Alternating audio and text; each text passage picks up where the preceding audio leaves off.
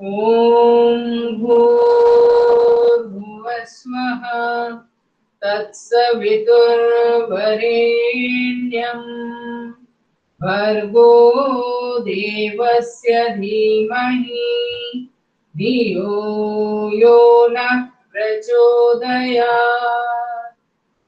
ಓಂ ತ್ರ್ಯಂಬಕಂ ಯಜ್ಮಹೇ ಸುಗಂಧಿಂ ಪುಷ್ಟಿವರ್ಧನಂ ಉರ್ವಾರುಕಮಿವ ಬಂಧನಾನ್ ಮೃತ್ಯೋರ್ಮುಕ್ಷೀಯಮಾಮೃತಾತ್. ಓಂ ಸಹನಾವವತು ಸಹನೌ ಭುನಕ್ತು ಸಹ ವೀರ್ಯಂ ಕರವಾವಹೈ ತೇಜಸ್ವಿನಾವಧೀತಮಸ್ತು ಮಾ ವಿದ್ವಿಷಾವಹೈ. ಓಂ ಅಸತೋ ಮಾ ಸದ್ಗಮಯ ತಮಸೋ ಮಾ ಜ್ಯೋತಿರ್ಗಮಯ ಮೃತ್ಯೋರ್ಮಾ ಅಮೃತಂ ಗಮಯ. ಓಂ ಶಾಂತಿ ಶಾಂತಿ ಶಾಂತಿ. ಶ್ರೀ ಗುರುಭ್ಯೋ ನಮಃ. ಪರಂ ಪೂಜ್ಯ ಸ್ವಾಮೀಜಿ ಹಾಗೂ ಆಚಾರ್ಯಜಿ ಅವರ ಸೂಕ್ಷ್ಮ ಉಪಸ್ಥಿತಿಗೆ ವಂದಿಸುತ್ತಾ, ಸಾಧ್ವಿ ದೇವಪ್ರಿಯಜಿ ಅವರಿಗೆ ವಂದಿಸುತ್ತಾ ನಮ್ಮ ಇವತ್ತಿನ ಸಂಜೆಯ ಕ್ಲಾಸ್ ಅನ್ನು ಪ್ರಾರಂಭ ಮಾಡೋಣ. ಈಗ ಕಾಲಿನ ಸೂಕ್ಷ್ಮ ವ್ಯಾಯಾಮಗಳನ್ನು ಮಾಡೋಣ. ಕಾಲನ್ನು ಸ್ವಲ್ಪ ಈ ರೀತಿ ಚಾಚ್ಕೊಳ್ಳಿ. ಇವತ್ತು ಯೋಗಿಕ್ ಜಾಗಿಂಗ್ ಬೇಡ. ಬೆಳಗ್ಗೆ ಸಂಪೂರ್ಣವಾಗಿ ನಾವು ಯೋಗಿಕ್ ಜಾಗಿಂಗ್ ಅನ್ನು ಮಾಡಿದೀವಿ. ಇವತ್ತು ಸೂರ್ಯ ನಮಸ್ಕಾರ 12 ಸೂರ್ಯ ನಮಸ್ಕಾರವನ್ನು ಮಾಡೋಣ. ಇವತ್ತು ಮಂತ್ರದ ಜೊತೆಗೆ ಸೂರ್ಯ ನಮಸ್ಕಾರವನ್ನು ಮಾಡೋಣ. ಕಾಲನ್ನು ಈ ರೀತಿ ಬೆಂಡ್ ಮಾಡಿ, ಬೆರಳುಗಳನ್ನು, ಇದು ನೋಡ್ಲಿಕ್ಕೆ ತುಂಬಾ ಸೂಕ್ಷ್ಮ, ಆದ್ರೆ ಇದರಿಂದ ನಿಮ್ಮ ಕಾಲಿನ ನರನಾಡಿಗಳು ಎಲ್ಲ ನರನಾಡಿಗಳಿಗೆ ರಕ್ತದ ಸಂಚಾರ ಚೆನ್ನಾಗಾಗುತ್ತೆ. ಅದೇ ರೀತಿ ನೋವು ಇದ್ರೆ, ನಿಮ್ಗೆ ಈಗ ಮೊಣಕಾಲು ಗಂಟು ನೋವು ಇದ್ರೆ ನೀವು ಸೂಕ್ಷ್ಮ ವ್ಯಾಯಾಮಗಳನ್ನು ಈ ತರ 3 ಸಲ ಮಾಡ್ಕೊಳ್ಬೇಕಾಗುತ್ತೆ. ಆವಾಗ ನಿಮ್ಮ ಕಾಲಿಗೆ ರಕ್ತದ ಸಂಚಾರ ಆಗುತ್ತೆ. ರಕ್ತದ ಸಂಚಾರ ಆದ್ರೆ ನಿಮ್ಮ ಕಾಯಿಲೆಗಳೆಲ್ಲ ವಾಸಿ ಆಗ್ತಾ ಹೋಗುತ್ತೆ. ಕಾಲಿನಲ್ಲಿ ಕೆಲವರಿಗೆ ಬೆಳಗ್ಗೆ ಎದ್ದ ತಕ್ಷಣ ನೆಲದಲ್ಲಿ ಕಾಲನ್ನು ಇಡ್ಲಿಕ್ಕೆ ಆಗೋದಿಲ್ಲ, ತುಂಬಾ ನೋವಾಗುತ್ತೆ, ಹಿಮ್ಮಡಿ ನೋವು ಆಗುತ್ತೆ. ಅಂತವರೆಲ್ಲ ಇದನ್ನೆಲ್ಲ ಮಾಡ್ತಾ ಮಾಡ್ತಾ ನಿಮ್ಮ ಕಾಲಿನ ನೋವುಗಳನ್ನು ಗುಣ ಮಾಡ್ಕೊಳ್ಬಹುದು. ಕೆಲವರಿಗೆ ಮೊಣಕಾಲು ಗಂಟುಗಳು ನೋವು ಇರುತ್ತೆ. ಮೊಣಕಾಲು ಗಂಟುಗಳು ನೋವು ಇರುವಾಗ ಸಹ ನಾವು ಈ ಕಾಲಿನ ಸೂಕ್ಷ್ಮ ವ್ಯಾಯಾಮಗಳನ್ನು ಮಾಡ್ತಾ ಮಾಡ್ತಾ ನಮ್ಮ ಕಾಯಿಲೆಗಳನ್ನು ವಾಸಿ ಮಾಡ್ಕೊಳ್ಬಹುದು. ಯಾಕಂದ್ರೆ ನೀವು ಈಗಾಗ್ಲೇ ಶಿಕ್ಷಕರ ಟ್ರೈನಿಂಗ್ ಪಡಿಲಿಕ್ಕೆ ಬಂದಿರ್ತೀರಾ. ಆವಾಗ ನಿಮ್ಮ ಕ್ಲಾಸಿಗಳಲ್ಲಿ ಫಸ್ಟಿಗೆ ಯಾರು ನಮ್ಮ ಆರೋಗ್ಯಕ್ಕೆ ಗೋಸ್ಕರ ಕ್ಲಾಸಿಗೆ ಬರೋದು ಕಡಿಮೆನೆ, ನಮ್ಗೋಸ್ಕರ ಬರೋದು ಕಡಿಮೆನೆ. ಕಾಯಿಲೆ ಬಂದ ಮೇಲೆ ಬಂದವರು ಕ್ಲಾಸಿಗೆ ಜಾಸ್ತಿ ಇರ್ತಾರೆ. ಆವಾಗ ನಿಮ್ಗೆ ಮೊಣಕಾಲು ಗಂಟು ನೋವು, ಎಲ್ಲಾ ತರದ ಕಾಯಿಲೆಗಳು ಇದ್ದವರು ನಿಮ್ಗೆ ಕ್ಲಾಸಿಗೆ ಬರ್ತಾರೆ. ಸೊ ಆವಾಗ ನೀವು ಅವರಿಗೆ ಈ ಸೂಕ್ಷ್ಮ ವ್ಯಾಯಾಮಗಳ ಮಾಡಿಸಿ ಅದರ ನಂತರನೇ ನೀವು ಯೋಗಾಭ್ಯಾಸವನ್ನು ಮಾಡಿಸ್ಬೇಕು. ಸೂಕ್ಷ್ಮ ವ್ಯಾಯಾಮದಿಂದ ಅದರ ಉಪಯೋಗಗಳನ್ನು ಹೇಳ್ಬೇಕು. ಯಾವ ರೀತಿ ಸೂಕ್ಷ್ಮ ವ್ಯಾಯಾಮದಿಂದ ನಿಮ್ಮ ಮೊಣಕಾಲು ಗಂಟು, ಈಗ ನಾವು ಈ ರೀತಿ ಮಾಡಿದ್ರೆ ಇದು ನಮ್ಮ ಮೊಣಕಾಲು ಗಂಟುಗಳಿಗೆ ಇದರಿಂದ ಎಫೆಕ್ಟ್ ಆಗುತ್ತೆ. ಮೊಣಕಾಲು ಗಂಟುಗಳಿಗೆ ನಮ್ಮ ಫ್ಲೂಯಿಡ್ ಏನು ಸರ್ಟೇನ್ ಏಜ್ ಆದ್ಮೇಲೆ ಏನಾಗುತ್ತೆ, ಕಾಲಿನ ಫ್ಲೂಯಿಡ್ ಕಡಿಮೆ ಆಗ್ತಾ ಹೋಗುತ್ತೆ. ಆವಾಗ ನಮ್ಮ ಕಾರ್ಟಿಲೇಜ್ ಸೌದೋಗುತ್ತೆ. ಆವಾಗ ನಮ್ಗೆ ಡಾಕ್ಟರ್ಸ್ ಹೇಳ್ತಾರೆ, ಆಪರೇಷನ್ ಹೇಳ್ತಾರೆ. ಈ ರೀತಿ ಎಲ್ಲ ಮಾಡ್ತಾ ಇದ್ರೆ ನಮ್ಮ ಮೊಣಕಾಲು ಗಂಟುಗಳಿಗೆ ಇದು ತುಂಬಾ ಒಳ್ಳೆ ಎಕ್ಸರ್ಸೈಸ್ಗಳು. ಅದೇ ರೀತಿ ನಾವು ನಮ್ಮ ನೀ ಜಾಯಿಂಟ್ ಅನ್ನು ಈ ರೀತಿ ಮೇಲೆ ಮಾಡ್ಕೊಳ್ಬೇಕು. ಇದರಿಂದ ನ್ಯಾಚುರಲ್ ಫ್ಲೂಯಿಡ್ ಉತ್ಪತ್ತಿ ಆಗುತ್ತೆ. ನ್ಯಾಚುರಲ್ ಫ್ಲೂಯಿಡ್ ನಿಮ್ಮ ಕಾಲಿಗೆ ಜನರೇಟ್ ಆಗುತ್ತೆ. ನೀವು ಏನು ಮಾಡ್ಬೇಕಂತ ಇಲ್ಲ, ತನ್ನಿಂದಾನೇ ನ್ಯಾಚುರಲ್ ಫ್ಲೂಯಿಡ್ ಜನರೇಟ್ ಆಗುತ್ತೆ. ಸೊ ಈ ರೀತಿ ಎಲ್ಲ ಮಾಡ್ಕೊಂಡು ನಾವು ನಮ್ಮ ಕಾಲುಗಳನ್ನು ನಾವು ಗಟ್ಟಿಯಾಗಿ ಇಟ್ಕೊಳ್ಬಹುದು. ಈಗ ನಾವು ಕೆಲವರಿಗೆ ಕೆಳಗೆ ಕೂತ್ಕೊಳ್ಳಿಕ್ಕೆ ಆಗೋದಿಲ್ಲ, ಅವರು ನಿಧಾನವಾಗಿ ಈ ರೀತಿ ಪ್ರಾಕ್ಟೀಸ್ ಮಾಡ್ತಾ ಮಾಡ್ತಾ ಈ ರೀತಿ ನಿಧಾನವಾಗಿ ಈ ರೀತಿ ಎಲ್ಲ ಮಾಡ್ತಾ ಮಾಡ್ತಾ ಮತ್ತೆ ಅವರಿಗೆ ನೆಲದಲ್ಲಿ ಕೂತ್ಕೊಳ್ಳಿಕ್ಕೆ ಆಗುತ್ತೆ. ಪ್ರಾರಂಭಾವಸ್ಥೆಯಲ್ಲಿ ನಿಮ್ಗೆ ಕ್ಲಾಸ್ಗೆ ಬರುವವರು, ಯೋಗಕ್ಕೆ ಬರುವವರಿಗೆ ನೆಲದಲ್ಲಿ ಕೂತ್ಕೊಳ್ಳಿಕ್ಕೆ ಎಲ್ಲ ಕಷ್ಟ ಆಗುತ್ತೆ. ಆವಾಗ ನೀವು ಈ ರೀತಿ ಎಲ್ಲ ಹೇಳಿ ಮಾಡಿಸಿ ನಿಧಾನವಾಗಿ ಇದನ್ನು ಮಾಡಿಸ್ತಾ ಮಾಡಿಸ್ತಾ ಅವರಿಗೆ ನೆಲದಲ್ಲಿ ಕೂತ್ಕೊಳ್ಳಿಕ್ಕೆ ಆಗುತ್ತೆ. ಅದೇ ರೀತಿ ಎರಡು ಕಾಲನ್ನು ಈ ರೀತಿ ನೇರ ಗ್ಯಾಪ್ ಇಟ್ಕೊಳ್ಳಿ, ಕೈಯನ್ನು ಈ ರೀತಿ. ಇದು ಸ್ಥಿತ ಕೋಣಾಸನ ಅಂತ ಹೇಳ್ತೀವಿ ಇದಕ್ಕೆ, ಸ್ಥಿತ ಕೋಣಾಸನ.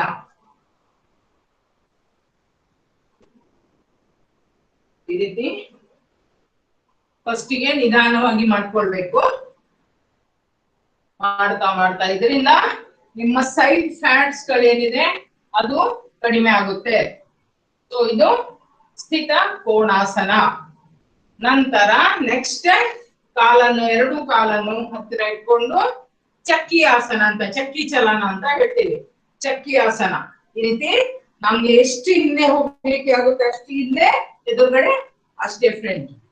ನಿಮ್ಮ ಸಾಮರ್ಥ್ಯದಷ್ಟು ಹಿಂದೆ ಯಾರಿಗೆ ಆಗುತ್ತೆ ಅವರು ಸಂಪೂರ್ಣವಾಗಿ ಈ ರೀತಿ ಮಲಗಿ ಸಹ ಹೇಳ್ಬೋದು, ಅವರವರ ಸಾಮರ್ಥ್ಯದಷ್ಟು. ಅದೇ ರೀತಿ ಕ್ಲಾಕ್ ವೈಸ್ 5 ಸಲ ಆದ್ರೆ ಆಂಟಿ ಕ್ಲಾಕ್ ವೈಸ್ 5 ಸಲ. ಸೊ ಅವರವರ ಇಲ್ಲಿದ್ರೆ ಇಷ್ಟೇ ಮಾಡಿದ್ರೆ ಸಾಕು. ಈಗ ಬಟರ್ಫ್ಲೈ ಮಾಡೋಣ.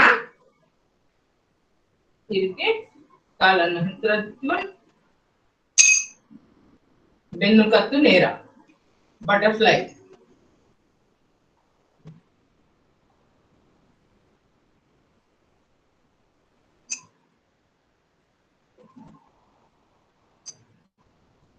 ಈಗ ನಿಂಗೆ ಕೈಯ ಸೂಕ್ಷ್ಮ ವ್ಯಾಯಾಮಗಳು, ಈಗ ಸರ್ವೈಕಲ್ ಸ್ಪಾಂಡಿಲೈಟಿಸ್ ಇದ್ದವರಿಗೆ ಇದು ತುಂಬಾ ಒಳ್ಳೇದು. ಸರ್ವೈಕಲ್, ಈಗ ನಾನು ಕಾಲಿನ ಎಕ್ಸರ್ಸೈಸ್ ಏನ್ ಹೇಳಿದೀನಿ ಅದು ನಿಮ್ಮ ಕಾಲಿನ ಹಿಮ್ಮಡಿ ನೋವಿದ್ರೆ, ಕಾಲಿನ ನೀ ಜಾಯಿಂಟ್ ಪೇನ್ ಇದ್ರೆ ಅದಕ್ಕೆಲ್ಲ ತುಂಬಾ ಒಳ್ಳೇದು. ಮತ್ತೆ ಬೆರಳಿಗೆ ಬೆರಳು ಬೆಂಡ್ ಮಾಡೋದ್ರಿಂದ ಬೆರಳುವರೆಗೆ ರಕ್ತದ ಸಂಚಾರ ಆಗುತ್ತೆ. ಈಗ ಸರ್ವೈಕಲ್ ಸ್ಪಾಂಡಿಲೈಟಿಸ್ ಯಾರಿಗೆ ಇದೆ, ಕುತ್ತಿಗೆ ನೋವಿರುತ್ತೆ ಅಂತ ಅವರಿಗೆ ನಮ್ಮ ಕೈಯ ಸೂಕ್ಷ್ಮ ವ್ಯಾಯಾಮಗಳು ಈ ರೀತಿ ಮಾಡ್ತಾ ಹೋಗೋದು. ಇದು ನಿಮ್ಗೆ ಈಗಾಗ್ಲೇ ಡೈಲಿ ಇದನ್ನು ಮಾಡಿಸ್ತೀವಿ. ಇದು ನೋಡ್ಲಿಕ್ಕೆ ಇದೇನು ಈ ರೀತಿ ಮಾಡಿದ್ರೆ ಏನಾಗುತ್ತೆ ಅಂತ ನೀವು ಎಣಿಸ್ತೀರಾ, ಆದ್ರೆ ಈ ವ್ಯಾಯಾಮ ಮಾಡ್ತಾ ಮಾಡ್ತಾ ಮಾಡ್ತಾ ನಮ್ಮ ಕಾಯಿಲೆಗಳು ನಿಧಾನವಾಗಿ ವಾಸಿ ಆಗ್ತಾ ಹೋಗುತ್ತೆ. ಇದು ಮೂಗಿನ ನೇರದಲ್ಲಿ ಈ ರೀತಿ ಒಂದು 10 ಸಲ ಕ್ಲಾಕ್ ವೈಸ್ ಮತ್ತೆ 10 ಸಲ ಆಂಟಿ ಕ್ಲಾಕ್ ವೈಸ್ ಈ ರೀತಿ ನಾವು ಮಾಡ್ಕೊಳ್ಬೇಕು. ಈಗ ಕೈಯನ್ನು ಈ ರೀತಿ, ಇದರಿಂದ ನಿಮ್ಮ ಸರ್ವೈಕಲ್ ಸ್ಪಾಂಡಿಲೈಟಿಸ್ ಏನಿದೆ ಅದಕ್ಕೋಸ್ಕರ, ಕುತ್ತಿಗೆ ನೋವು ಅದಕ್ಕೆಲ್ಲ ಇದು ತುಂಬಾ ಒಳ್ಳೇದು.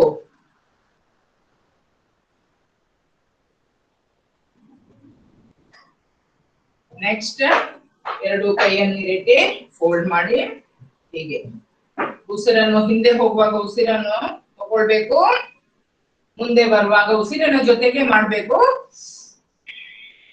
ಕಣ್ಣನ್ನು ಮುಚ್ಚಿ ನೀವು ಮಾಡಿ, ಆವಾಗ ನಿಮ್ಮಲ್ಲಿ ಆಗುವ ಬದಲಾವಣೆಗಳು, ಕೈಯಲ್ಲಿ ಈ ರೀತಿ ರೊಟೇಷನ್ ಮಾಡುವಾಗ ಯಾವ ಭಾಗಕ್ಕೆ ಇದರದ್ದು ಪ್ರಭಾವ ಬೀರುತ್ತೆ ಅದರ ಕಡೆ ಗಮನ ಹೋಗುತ್ತೆ. ಏನ್ ಬದಲಾವಣೆ ಆಗುತ್ತೆ ಅದು ನಿಮ್ಗೆ ಗೊತ್ತಾಗುತ್ತೆ.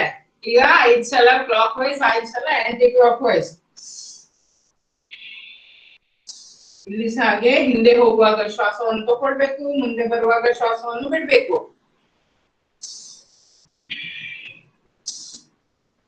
ಇದು ಕೆಲವರಿಗೆ ಫ್ರೋಸನ್ ಶೋಲ್ಡರ್ ಅಂತ ಹೇಳ್ತೀವಿ. ಡಯಾಬಿಟಿಸ್ ನವರಿಗೆ ಫ್ರೋಸನ್ ಶೋಲ್ಡರ್ ಆಗುತ್ತೆ, ಅವರಿಗೆ ಕೈಯೆಲ್ಲ ಮೇಲೆ ಎತ್ತಲಿಕ್ಕೆ ತುಂಬಾ ಕಷ್ಟ ಆಗುತ್ತೆ ಅಂತ ಅವರಿಗೆ ಇದು ತುಂಬಾ ಒಳ್ಳೇದು. ಈಗ ಕೈಯನ್ನು ಈ ರೀತಿ ಮೇಲೆ ಇಟ್ಕೊಂಡು ಈ ರೀತಿ ಹೇಳ್ಕೊಳ್ಳಿ, ಶ್ವಾಸವನ್ನು ಈ ರೀತಿ ವಾಪಸ್ ಉಸಿರನ್ನು ಬಿಡ್ತಾ ಪುನಃ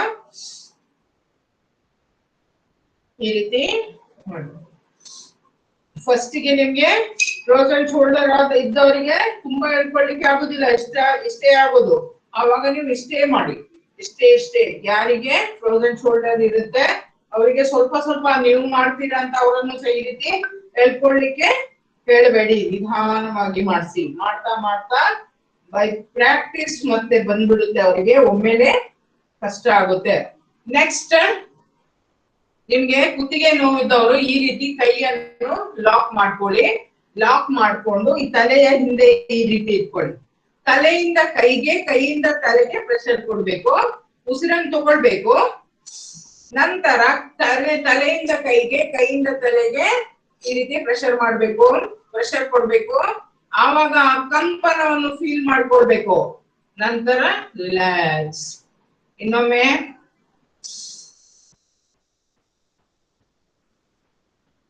inhale, hold the breath, then relax. Again, inhale, hold the breath, then exhale. Now, again inhale, hold the breath, exhale. ಈ ರೀತಿ 3 ಸಲ. ಈ ರೀತಿ ಮಾಡುವಾಗ ತಲೆಯಿಂದ ಕೈಗೆ, ಕೈಯಿಂದ ತಲೆಗೆ ಪ್ರೆಷರ್. ಆವಾಗ ನೀವು ನೋಡಿ ನಿಮ್ಮ ಕುತ್ತಿಗೆಯ ಭಾಗಕ್ಕೆ ಪ್ರೆಷರ್ ಬೀಳುತ್ತೆ. ಆವಾಗ ಆ ಏನ್ ಸರ್ವೈಕಲ್ ಸ್ಪಾಂಡಲೈಟಿಸ್ ಇದೆ ಅದು ಕಡಿಮೆ ಆಗುತ್ತೆ. ಈಗ ಲೆಫ್ಟ್ ಸೈಡ್ ತಲೆಯಿಂದ ಕೈಗೆ, ಕೈಯಿಂದ ತಲೆಗೆ ಆ ಕಂಪನವನ್ನು ಫೀಲ್ ಮಾಡ್ಕೊಡಿ, ಪ್ರೆಷರ್ ಕೊಡಿ. ಉಸಿರನ್ನು ಹಿಡಿದಿಟ್ಕೊಳ್ಳುವಾಗ ಪ್ರೆಷರ್ ಕೊಡಿ, ಉಸಿರನ್ನು ರಿಲೀಸ್ ಮಾಡುವಾಗ ರಿಲ್ಯಾಕ್ಸ್ ಮಾಡಿ. ಪುನಃ ಉಸಿರನ್ನು ತಗೊಳ್ಳಿ, ಆವಾಗ ಆ ಒತ್ತಡವನ್ನು ಕೊಡಿ. ತಲೆಯಿಂದ ಕೈಗೆ, ಕೈಯಿಂದ ತಲೆಗೆ.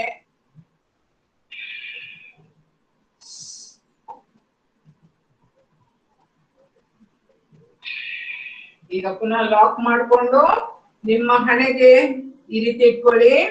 ಈಗ ಪುನಃ ಉಸಿರನ್ನು ತಗೊಳ್ಳಿ. ಈಗ ತಲೆಯಿಂದ ಕೈಗೆ, ಕೈಯಿಂದ ತಲೆಗೆ ಪ್ರೆಷರ್ ಕೊಡಿ. ಆವಾಗ ಕಂಪನ ಏನಾಗುತ್ತೆ ಅದನ್ನ ಫೀಲ್ ಮಾಡ್ಕೊಳ್ಳಿ. ಎಲ್ಲರೂ ಮಾಡ್ಕೊಳ್ಬೇಕು. ಆವಾಗ ಫೀಲ್ ಏನಾಗುತ್ತೆ ನೋಡಿ, ರಿಲ್ಯಾಕ್ಸ್. ಇನ್ನೊಮ್ಮೆ ಉಸಿರನ್ನು ತಗೊಳ್ಬೇಕು.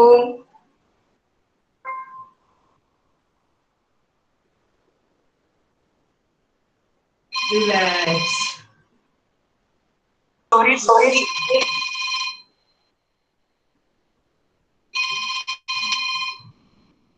ರಿಲ್ಯಾಕ್ಸ್. ಈಗ ನಿಮ್ಮ ಎರಡು ಕೈಯನ್ನು ಈ ರೀತಿ ಇಟ್ಕೊಂಡು ನಿಮ್ಮ ಕೈಯನ್ನು ರೊಟೇಷನ್ ಮಾಡಿ. ಕೈ ಏನು ನಿಮ್ಮ ಕುತ್ತಿಗೆಗೆ ಈ ರೀತಿ ಕಿವಿಗೆ ಟಚ್ ಆಗ್ಬೇಕು.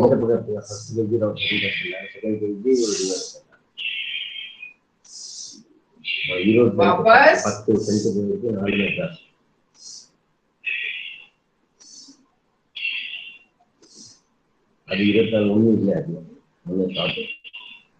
ಈಗ ನಾವೆಲ್ಲರೂ ನಿಂತ್ಕೊಂಡು 12 ಸಲ ಇವತ್ತು ಸೂರ್ಯ ನಮಸ್ಕಾರ ಮಾಡೋಣ. ಮಂತ್ರದ ಜೊತೆಗೆ ಎಲ್ಲರೂ ಎದ್ದು ನಿಂತ್ಕೊಳ್ಳೋಣ.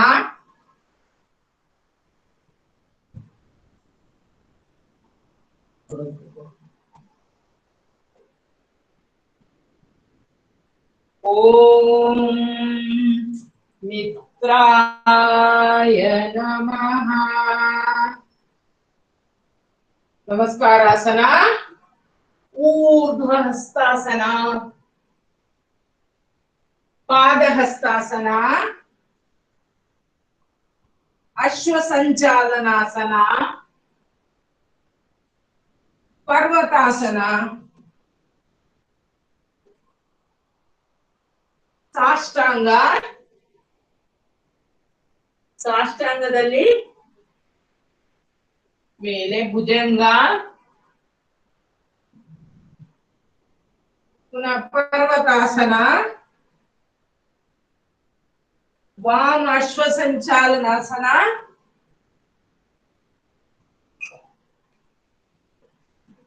पादहस्तासन, ऊर्ध्वासन, नमस्कारासन। ओम रवये नमः। नमस्कारासन, ऊर्ध्वहस्तासन,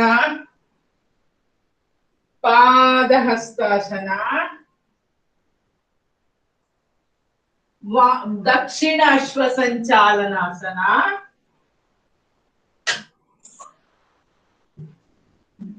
पर्वतासन। पर्वತಾಸನದಲ್ಲಿ ಹಿಮ್ಮಡಿ ನೆಲಕ್ಕೆ ಟಚ್ ಆಗಬೇಕು. ನಂತರ ಸಾಷ್ಟಾಂಗದಲ್ಲಿ ನಿಮ್ಮ ಬೆರಳುಗಳು ನೀ ಜಾಯಿಂಟ್, ಚೆಸ್ಟ್, ಚಿನ್ನ ನೆಲದಲ್ಲಿ. ನಂತರ ಭುಜಂಗಾಸನ. ಉಸಿರನ್ನು ತಗೊಳ್ತಾ ಉಸಿರನ್ನು ಬಿಡ್ತಾ ಪರ್ವತಾಸನ. ನಂತರ ವಾಮಾಶ್ರು ಸಂಚಾಲನಾಸನ, ऊर्ध्वासन, नमस्कारासन। ओम सूर्याय नमः। नमस्कारासन, ऊर्ध्वहस्तासन, पादहस्तासन, दक्षिण स्वसंचालनासन, पर्वतासन, ಸಾಷ್ಟಾಂಗ. ನಿಮ್ಮ ಕಾಲಿನ ಬೆರಳು, ಮೊಣಕಾಲು, ಎದೆ, ಗಲ್ಲ ನೆಲಕ್ಕೆ. ಭುಜಂಗ, ಪರ್ವತಾಸನ,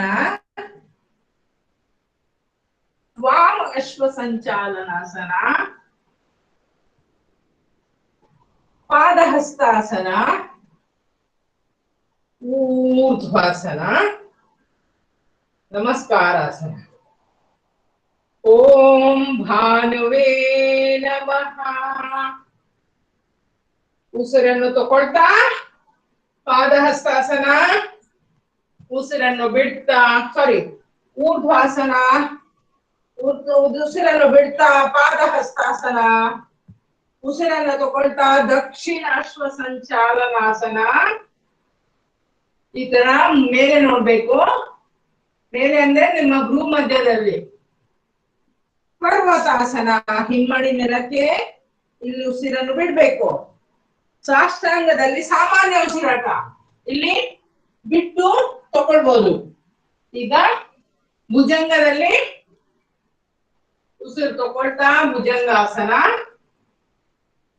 ಪುನಃ ಪರ್ವತಾಸನ,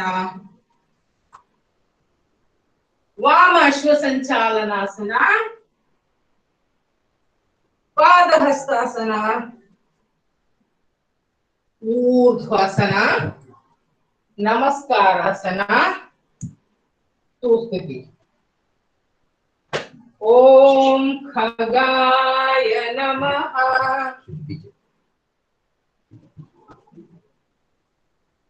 ऊर्ध्वहस्तासन, पादहस्तासन, दक्षिण अश्व संचालनासन, पर्वतासन, साष्टांग,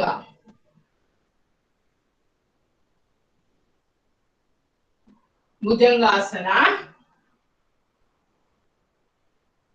पर्वतासन, दक्षिण वाम अश्व संचालनासन, पादहस्तासन,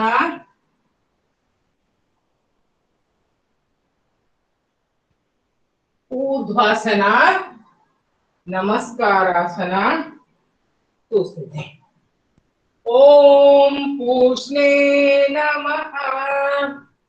नमस्कारासन 1 2 3 4 5 6 7 पीछे पीछे 8 9 10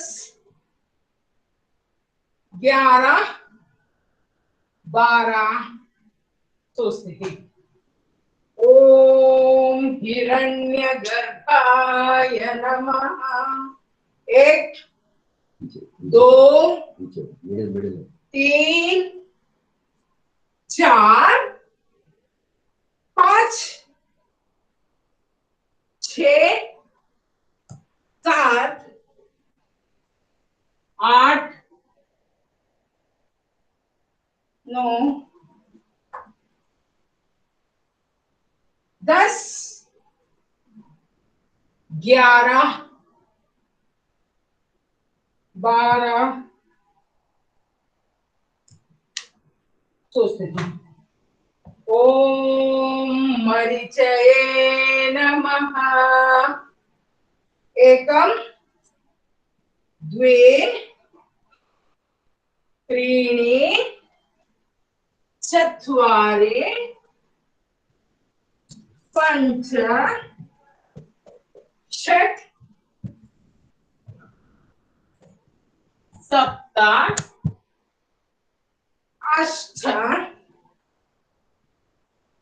9 10 11 12 सुस्थिति। ओम आदित्याय नमः। 1 2 3 4 5 6 7 8 9 10 11 12 सुस्थिति। ओम सवित्रे नमः। 1 2 3 4 5 6 7 8 9 10 11 12 सुस्थिति। ओम अर्काय नमः। 1 2 3 4 5 6 7 8 9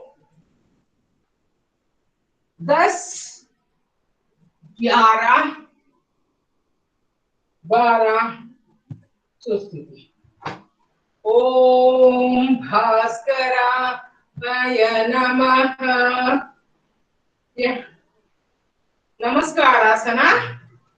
श्वासों को लेते हुए 1, श्वासों को छोड़ते हुए 2, पुनः श्वासों को भरते हुए 3, श्वासों को छोड़ते हुए पर्वतासन 4, 5 हो गया। साष्टांग 6। यहाँ सामान्य श्वास प्रक्रिया। श्वासों को भरते हुए भुजंगासन 7, श्वासों को छोड़ते हुए पर्वतासन, वाम अश्व संचालनासन, श्वासों को छोड़ते हुए 10 पादहस्तासन, 11 ऊर्ध्व हस्तासन, 12 नमस्कार आसन। 12 बार हो गया। अभी सब बैठेंगे। आज थोड़ा प्राणायाम को ज्यादा करेंगे। प्राणायाम के बारे में बताते हुए अभी ऑलरेडी आप लोगों ने प्राणायाम सीख चुके हैं, फिर भी धीरे धीरे प्राणायाम को करेंगे, क्योंकि दिन में योग ज्यादा करने की वजह से ಜಾಸ್ತಿ ಯೋಗಾಸನ ಮಾಡುವ ಕಾರಣ ನಮ್ಗೆ ಪ್ರಾಣಾಯಾಮ ಮಾಡ್ಲಿಕ್ಕೆ ಟೈಮ್ ಸಾಕಾಗೋದಿಲ್ಲ. ಕೈಯಲ್ಲಿ ಧ್ಯಾನ ಮುದ್ರೆ, ಕೈಯಲ್ಲಿ ಧ್ಯಾನ ಮುದ್ರೆ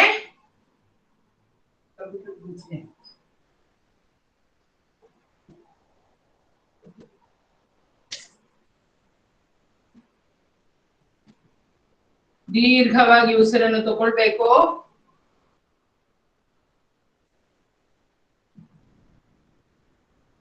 दीर्घವಾಗಿ ಉಸಿರನ್ನು ಬಿಡಬೇಕು. लंबा गहरा श्वास भरेंगे अपने फेफड़ों में.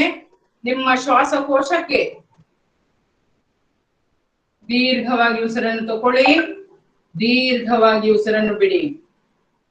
ಸಂಪೂರ್ಣವಾಗಿ ಮುಖದಲ್ಲಿ ಮಂದಹಾಸ ಇರಬೇಕು, ಯಾವುದೇ ಟೆನ್ಷನ್ ಬೇಡ. ಸ್ವಲ್ಪ ಮುಗುಳ್ನಗೆ ಇರ್ಲಿ, ಮುಖದಲ್ಲಿ ಮಂದಹಾಸ ಇರ್ಲಿ, ಮನಸ್ಸು ಪ್ರಶಾಂತವಾಗಿರ್ಲಿ. ಕೈಯಲ್ಲಿ ಧ್ಯಾನ ಮುದ್ರೆ, ದೀರ್ಘವಾದ ಉಸಿರಾಟ ತಗೊಂಡು ದೀರ್ಘವಾಗಿ ಉಸಿರನ್ನು ಬಿಡಬೇಕು. ಭಸ್ತ್ರಿಕಾ ಪ್ರಾಣಾಯಾಮ. ಭಸ್ತ್ರಿಕಾ ಅಂದ್ರೆ ನಾನು ಮೊನ್ನೆನೆ ಹೇಳಿದ್ದೀನಿ, ಕುಲುಮೆ. ಇಲ್ಲಿ ಮೂಗಿನ ಮುಖಾಂತರ ಯಾವುದೆಲ್ಲ ಭಾಗವನ್ನು ಸ್ಪರ್ಶ ಮಾಡುತ್ತಾ ಶ್ವಾಸಕೋಶದವರೆಗೆ ಶ್ವಾಸ ಹೋಗುತ್ತೆ, ಅದನ್ನು ಗಮನಿಸಿ. ನಿಧಾನವಾಗಿ ದೀರ್ಘವಾಗಿ ಉಸಿರನ್ನು ತಗೊಳ್ಬೇಕು. ಸಂಪೂರ್ಣ ನಿಮ್ಮ ಕಣ್ಣನ್ನು ಮುಚ್ಚಿ ನಿಮ್ಮ ಜೊತೆಗೆ ಇರಬೇಕು. ನಿಮ್ಮ ಜೊತೆಗೆ ಇರಿ. ನಿಮ್ಮಲ್ಲಿ ಆಗುವ ಬದಲಾವಣೆಗಳನ್ನು ಗಮನಿಸ್ತಾ ಹೋಗಿ. ಯಾವುದೆಲ್ಲ ಬದಲಾವಣೆ ನಿಮ್ಮಲ್ಲಿ ಆಗುತ್ತೆ, ಅದು ವೈಚಾರಿಕ ಆಗ್ಬಹುದು, ಥಾಟ್ಸ್ ಆಗ್ಬಹುದು, ಯಾವ ರೀತಿ ಸಹ ಬದಲಾವಣೆ ಆಗ್ಬಹುದು. ಶ್ವಾಸದ ಮುಖಾಂತರ ಯಾವ್ದಾದ್ರು ಥಾಟ್ಸ್ ಬರ್ತಾ ಇದೆ ಅಂದ್ರೆ ಆ ಶ್ವಾಸದ ಕಡೆ ಗಮನ ಇರ್ಲಿ, ಆವಾಗ ನಿಮ್ಮ ಥಾಟ್ಸ್ ಬಿಟ್ಟು ಹೋಗುತ್ತೆ. ದೀರ್ಘವಾದ ಉಸಿರನ್ನು ತಗೊಳ್ಳಿ, ದೀರ್ಘವಾಗಿ ಉಸಿರನ್ನು ಬಿಡಿ. ಕಣ್ಣನ್ನು ಮುಚ್ಚಿ ನಿಮ್ಮ ಜೊತೆಗಿರಿ. ನಿಧಾನವಾಗಿ ಶ್ವಾಸವನ್ನು ತಗೊಳ್ಳಿ. ಗಮನಿಸ್ತಾ ಹೋಗಿ ಯಾವ ರೀತಿ ನಿಮ್ಮ ಶ್ವಾಸಕೋಶ ಉಬ್ಬುತ್ತೆ. ಶ್ವಾಸವನ್ನು ಮೂಗಿನ ಮುಖಾಂತರ ತಗೊಳ್ಳುವಾಗ ಯಾವ ರೀತಿ ಶ್ವಾಸಕೋಶ ನಿಮ್ಗೆ ಎಕ್ಸ್ಪ್ಯಾಂಡ್ ಆಗ್ತಾ ಇದೆ. ಸಂಪೂರ್ಣ ಎಕ್ಸ್ಪ್ಯಾಂಡ್ ಆಗ್ಬೇಕು. ನಿಮ್ಮ ಡಯಾಫ್ರಾಮ್ ಗಿಂತ ಮೇಲೆ ಶ್ವಾಸವನ್ನು ತುಂಬಬೇಕು. ಡಯಾಫ್ರಾಮ್ ಗಿಂತ ಕೆಳಗೆ ಹೊಟ್ಟೆಗೆ ಬರ್ಲಿಕ್ಕಿಲ್ಲ. ಡಯಾಫ್ರಾಮ್ ಏನಿದೆ ಅದು ಅದರ ಮೇಲೆ, ಮೇಲಿಂದ ನಿಮ್ಮ ಶ್ವಾಸಕೋಶ, ನೀವು ಯಾವಾಗ ಉಸಿರು ತಗೊಳ್ತೀರಾ ಡಯಾಫ್ರಾಮ್ ಕೆಳಗೆ ಬರುತ್ತೆ, ಆವಾಗ ನಿಮ್ಮ ಶ್ವಾಸಕೋಶ ಕೆಳಗೆ ಬರುತ್ತೆ, ಅದು ಎಕ್ಸ್ಪ್ಯಾಂಡ್ ಆಗುತ್ತೆ. ಆ ಎಕ್ಸ್ಪ್ಯಾಂಡ್ ಆಗ್ಲಿಕ್ಕೆ ಅದಕ್ಕೆ ಜಾಗ ಸಿಗುತ್ತೆ. ಸೊ ಶ್ವಾಸಕೋಶದಲ್ಲಿ ಸಂಪೂರ್ಣವಾಗಿ ಗಾಳಿ ತುಂಬುತ್ತೆ. ಅದೇ ರೀತಿ ಶ್ವಾಸಕೋಶದಿಂದ ಸಂಪೂರ್ಣವಾಗಿ ಗಾಳಿ ಹೊರಗೆ ಬರುತ್ತೆ. ಸೊ ಇದು ಭಸ್ತ್ರಿಕಾ ಪ್ರಾಣಾಯಾಮ ಆಯ್ತು. ಈಗ ಭಸ್ತ್ರಿಕಾ ಪ್ರಾಣಾಯಾಮದಿಂದ ಏನೆಲ್ಲ ಲಾಭ ಇದೆ ಇದರಲ್ಲಿ, ನಿಮ್ಮ ಏನ್ ಗೊತ್ತಾ, ನಮ್ಮ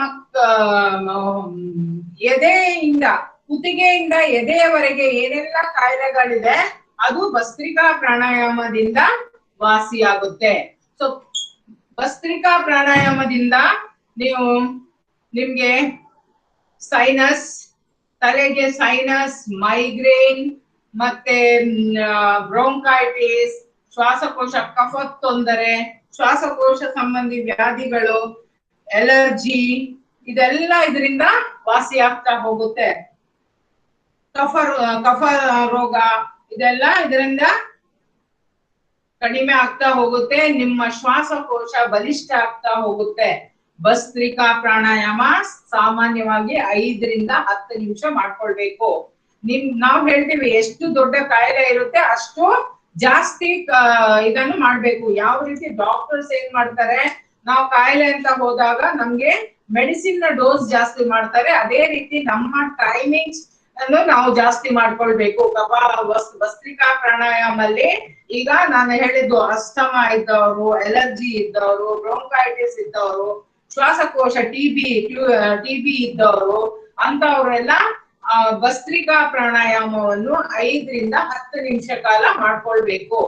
ನಿಮ್ಮ ಶ್ವಾಸವನ್ನು ಸಂಪೂರ್ಣ ಉಸಿರಾಟದ ಕಡೆ ನಿಮ್ಮ ಸಂಪೂರ್ಣ ಗಮನ ಇರ್ಲಿ, ಸಂಪೂರ್ಣ ಕಾನ್ಸಂಟ್ರೇಷನ್ ನಿಮ್ಮ ಉಸಿರಾಟದ ಕಡೆ ಇರ್ಲಿ. ಯಾವ ರೀತಿ ನಿಮ್ಮ ಮನಸ್ಸಿನಲ್ಲಿ ಬದಲಾವಣೆ ಆಗ್ತಾ ಇದೆ, ಮನಸ್ಸಲ್ಲಿ ಏನ್ ಪ್ರಭಾವ ಬೀರ್ತಾ ಇದೆ ಗಮನಿಸಿ. ಇದರಿಂದ ನಿಮ್ಮ ಟಾನ್ಸಿಲ್ಸ್ಗೆ, ಥೈರಾಯ್ಡ್ಸ್ಗೆ ತುಂಬಾ ಒಳ್ಳೆಯದು. ಥೈರಾಯ್ಡ್, ಟಾನ್ಸಿಲ್ ಸಂಬಂಧಿ ವ್ಯಾಧಿಗಳಿಗೆ ತುಂಬಾ ಒಳ್ಳೆಯದು.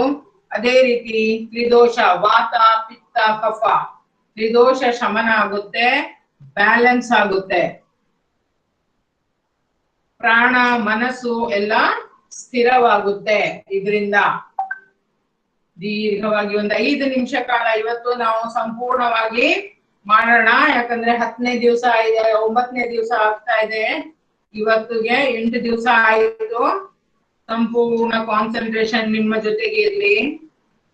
ನಾವು ಪ್ರಾಣ ಮಾತಾ, ಪ್ರಾಣ ಪಿತ, ಪ್ರಾಣ ಬಂಧು, ಪ್ರಾಣ ಸಖ, ಪ್ರಾಣ ಆಚಾರ್ಯ ಅಂತ ಹೇಳ್ತೀವಿ. ಸೊ ನಮ್ಗೆ ಪ್ರಾಣ ಇಲ್ದಿದ್ರೆ 1 ನಿಮಿಷನೂ ನಾವು ಊಟ ಇಲ್ದಿದ್ರೆ, ನೀರ್ ಇಲ್ದಿದ್ರೆ ಸ್ವಲ್ಪ ಹೊತ್ತು ಬದುಕ್ಬೋದು. ಆದ್ರೆ ಪ್ರಾಣವಾಯು ಇಲ್ದಿದ್ರೆ ನಮ್ಗೆ ಬದುಕಲಿಕ್ಕೇನೆ ಸಾಧ್ಯ ಇಲ್ಲ. ಸೊ ಅದಕ್ಕೆ ಪ್ರಾಣ ಮಾತಾ, ಪ್ರಾಣ ಪಿತ, ಪ್ರಾಣ ಸಖ, ಬಂಧು, ಆಚಾರ್ಯ ಎಲ್ಲ ನಮ್ಗೆ ಪ್ರಾಣವೇ. ಸೊ ದೀರ್ಘ ಉಸಿರನ್ನು ತಕೊಳ್ಳಿ. ಈಗ ನಿಧಾನವಾಗಿ ನಾವು ಅಲ್ಲಿಂದಲೇ ಕಣ್ಣನ್ನು ಓಪನ್ ಮಾಡೋದು ಬೇಡ, ಅಲ್ಲಿಂದನೇ ನಿಧಾನವಾಗಿ ಕಪಾಲಭಾತಿ ಪ್ರಾಣಾಯಾಮಕ್ಕೆ ಬರೋಣ. ಇಲ್ಲಿ ಉಸಿರನ್ನು ಬಿಡುವ ಕ್ರಿಯೆ ನಾವು ಮಾಡ್ಕೊಳ್ಬೇಕು. ತಗೊಳ್ಳುವ ಕ್ರಿಯೆ ಈಗ ನಿಲ್ಲಿಸಿ, ಬಿಡುವ ಕ್ರಿಯೆಗಳಿಗೆ ನಾವು ಗಮನ ಕೊಡ್ಬೇಕು. ಇದು ನಾನು ನಿನ್ನೆ ನಿಮ್ಗೆ ತೋರಿಸಿದೀನಿ ಯಾವ ರೀತಿ ಮಾಡ್ಬೇಕು ಅಂತ. ಇದರಲ್ಲಿ ಹೊಟ್ಟೆ, ನಮ್ಮ ಹೊಟ್ಟೆಯ ಭಾಗ ಒಳಗೆ ಹೋಗ್ಬೇಕು. ನೀವು ಏನ್ ಉಸಿರು ತಗೊಂಡಿರ್ತೀರಾ ಅದು ಸಂಪೂರ್ಣವಾಗಿ ಹೊರಗೆ ಆಗ್ತಾ ಹೋಗ್ಬೇಕು. ತಗೊಳ್ಳುವ ಕ್ರಿಯೆ ನಮ್ಗೆ ಎಷ್ಟು ಉಸಿರು ಬೇಕು ಅದು ತನ್ನಿಂದಾನೇ ಹೋಗುತ್ತೆ. ನೀವು ಮಾಡ್ತಾ ಹೋಗಿ. ನನಗೆ ಇಲ್ಲಿ ಕಾಣ್ತಾ ಇದೆ ನೀವು ಕರೆಕ್ಟ್ ಮಾಡ್ತಾ ಇದ್ದೀರಾ ಇಲ್ವಾ ಅಂತ. ಒಂದು ವೇಳೆ ಕರೆಕ್ಟ್ ಇಲ್ದಿದ್ರೆ ನಾನು ಹೇಳ್ತೀನಿ, ಮಾಡ್ತಾ ಹೋಗಿ. ಕೆಲವರು ತುಂಬಾ ಚೆನ್ನಾಗಿ ಮಾಡ್ತಾ ಇದ್ದಾರೆ.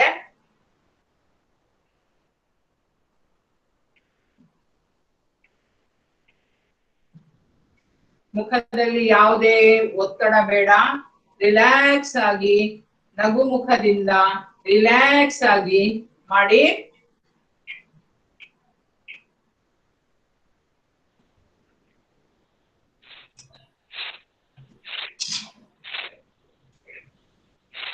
ಇವತ್ತು ನಾವು 5 ನಿಮಿಷ ಆಗಿ 15 ನಿಮಿಷ ನಾವು ಇದನ್ನು ಮಾಡ್ಕೊಳ್ಳೋಣ.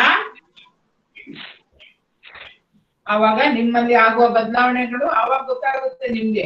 ಖಾಲಿ 2 ನಿಮಿಷ ಮಾಡಿದ್ರೆ ನಮ್ಗೆ ಅದರದ್ದು ಬದಲಾವಣೆ ಗೊತ್ತಾಗೋದಿಲ್ಲ. ಅದಕ್ಕೋಸ್ಕರ ಕಪಾಲಭಾತಿ ಪ್ರಾಣಾಯಾಮ ನೋಡಿ. ಹೈ BP ಇದ್ದವರು ಮತ್ತೆ ಹಾರ್ಟ್ ಬ್ಲಾಕೇಜ್ ಇದ್ದವರು, ಹಾರ್ಟಿನ ತೊಂದರೆ ಇದ್ದವರು ಇದನ್ನು ಆ ಟೈಮ್ ಅಲ್ಲಿ ತುಂಬಾ ನಿಧಾನವಾಗಿ ಮಾಡ್ಕೊಳ್ಬೇಕು. ಯಾಕಂದ್ರೆ ಈ ಕಾಯಿಲೆಗೆ ಮದ್ದು ಸಹ ಕಪಾಲಭಾತಿ ಪ್ರಾಣಾಯಾಮ. ಇದರಿಂದ ನಿಮ್ಮ ಬ್ಲಾಕೇಜ್ ಎಲ್ಲ ರಿಲೀಸ್ ಆಗುತ್ತೆ. ಆ ಏನ್ ಕೊಲೆಸ್ಟ್ರಾಲ್ ಇದೆ, ನಿಮ್ಮ ವೇನ್ಸ್ ಆರ್ಟರೀಸ್ ಏನ್ ಬ್ಲಾಕೇಜ್ ಆಗಿದೆ ಅದೆಲ್ಲ ಇದರಿಂದನೇ ರಿಲೀಸ್ ಆಗೋದು. ಅದಕ್ಕೋಸ್ಕರ ನಾವು ಸಾಮಾನ್ಯವಾಗಿ 1 ನಿಮಿಷಕ್ಕೆ 1 ಸ್ಟ್ರೋಕ್ ಅಂತ ಹೇಳ್ತೇವೆ. ಆದ್ರೆ ಯಾರಿಗೆ ಹಾರ್ಟಿನ ತೊಂದರೆ ಇದೆ, ಹೈ BP ಇದೆ ಅಂತವರು 2 ನಿಮಿಷಕ್ಕೆ 1 ಸ್ಟ್ರೋಕ್ ನಿಧಾನವಾಗಿ ಮಾಡಿ. ಬಟ್ ಮಾಡ್ಬೇಕು, ಯಾಕಂದ್ರೆ ಅವರಿಗೆ ಕಾಯಿಲೆಗೆ ಮೆಡಿಸಿನ್ ಸಹ ಇದೆ. ಅದೇ ರೀತಿ ನಿಮ್ಮ ಶ್ವಾಸವನ್ನು ಹೊರಗೆ ಬಿಡುವಾಗ ನಿಮ್ಮ ಸಂಕಲ್ಪನೂ ಇದೇ ರೀತಿ ಆಗ್ಬೇಕು. ಅಂದ್ರೆ ನನ್ನಲ್ಲಿದ್ದ ಆ ಉಸಿರಿನ ಜೊತೆಗೆ ಆ ಕಾಮ, ಕ್ರೋಧ, ಮದ, ಮೋಹ, ಮತ್ಸರ ಎಲ್ಲ ನಮ್ಮ ಒಳಗಿಂದ ಹೊರಗೆ ಹೋಗ್ತಾ ಇದೆ. ಆ ಶ್ವಾಸದ ಜೊತೆಗೆ ಸಂಪೂರ್ಣವಾಗಿ ಆ ಗಾಳಿಯ ಜೊತೆಗೆ ಹೊರಗೆ ಹೋಗ್ತಾ ಇದೆ. ನಮ್ಮಲ್ಲಿ ಎಲ್ಲ ನಮ್ಮ ಕೆಟ್ಟ ಗುಣಗಳು ಆ ಶ್ವಾಸದ ಜೊತೆಗೆ ಹೊರಗೆ ಹೋಗ್ತಾ ಇದೆ. ಅದೇ ರೀತಿ ಯಾವ್ದಾದ್ರು ಕಾಯಿಲೆ ಇದ್ರೆ ಆ ಶ್ವಾಸದ ಜೊತೆಗೆ ನಮ್ಮಲ್ಲಿ ಇದ್ದ ಎಲ್ಲ ಕಾಯಿಲೆಗಳು ಹೊರಗೆ ಹೋಗ್ತಾ ಇದೆ ಅಂತ ಭಾವಿಸಿ ಕಪಾಲಭಾತಿ ಪ್ರಾಣಾಯಾಮವನ್ನು ಮಾಡ್ಕೊಳ್ಬೇಕು.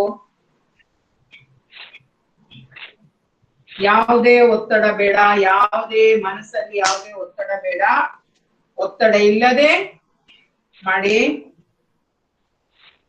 कपालभाति प्राणायाम करते समय आप लोग मन में शिव संकल्प कर लीजिए कि इससे मेरे अंदर जो काम, क्रोध, मोद, मद, मोह, लोभ ये सब है उस श्वास के जरिए बाहर जा रहा है। इस तरफ ध्यान करते हुए आप अपना श्वास को बाहर छोड़ते जाइए।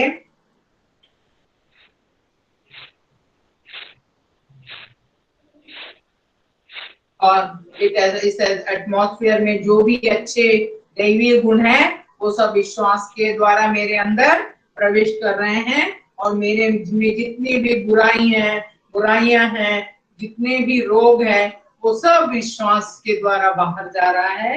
ऐसे आप भावना करते हुए प्राणायाम को करेंगे। कपालभाति प्राणायाम ऐसे शिव संकल्प करते हुए आप प्राणायाम को करेंगे और चेहरे पर हंसी मंद मुस्कान रहना है। रहते हुए आपके प्राणायाम को करेंगे। कोई भी विचार उठते हैं तो आप तुरंत अपने श्वासों पर ध्यान केंद्रित कर लीजिए।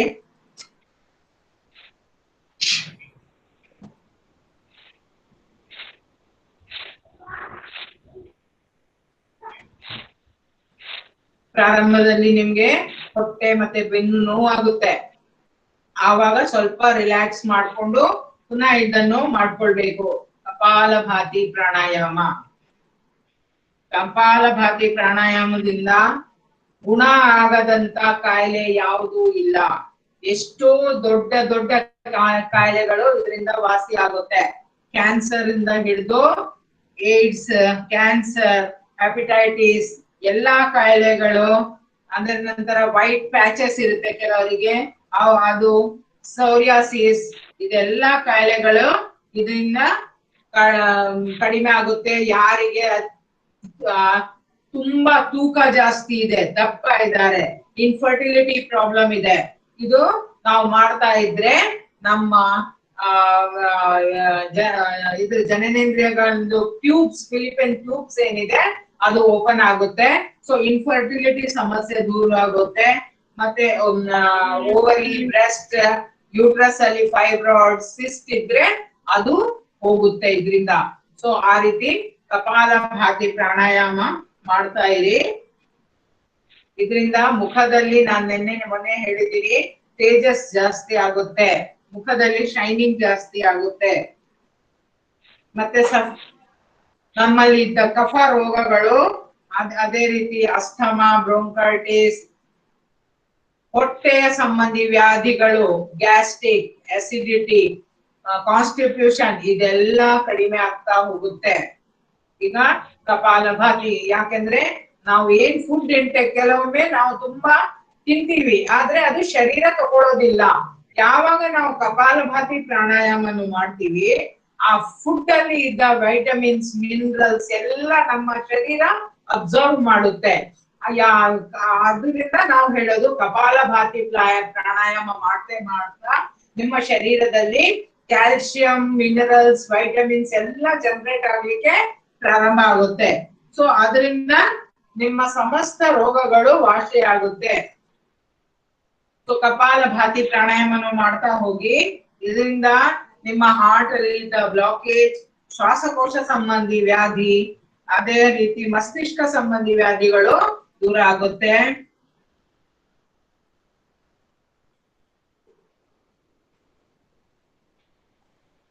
ಡಯಾಬಿಟಿಸ್ ನವರಿಗೆ ಇದು ತುಂಬಾ ಒಳ್ಳೇದು. ಮತ್ತೆ ಮಲಬದ್ಧತೆ ಇದ್ದವರಿಗೆ, ಯಾರಿಗೆ ಮಲಬದ್ಧತೆ ಇದೆ, ಬೆಳಗ್ಗೆ ಎದ್ದ ತಕ್ಷಣ ಕೆಲವರಿಗೆ ಮೋಷನ್ ಆಗೋದಿಲ್ಲ, ಮೋಷನ್ ಸಂಬಂಧಿ ತೊಂದರೆ ಇರುತ್ತೆ, ಕೆಲವರಿಗೆ ತುಂಬಾ ತೇಗು ಬರುತ್ತೆ ಬೆಳಗ್ಗೆ ಎದ್ದ ತಕ್ಷಣ, ಕಾನ್ಸ್ಟಿಟ್ಯೂಷನ್ ಅಂತ ಇರುತ್ತೆ, ಗ್ಯಾಸ್ಟ್ರಿಕ್ ಸಮಸ್ಯೆ ಇರುತ್ತೆ, ಅಂತ ಅವರಿಗೆ ಕಪಾಲಭಾತಿ ಪ್ರಾಣಾಯಾಮ ತುಂಬಾ ಒಳ್ಳೇದು.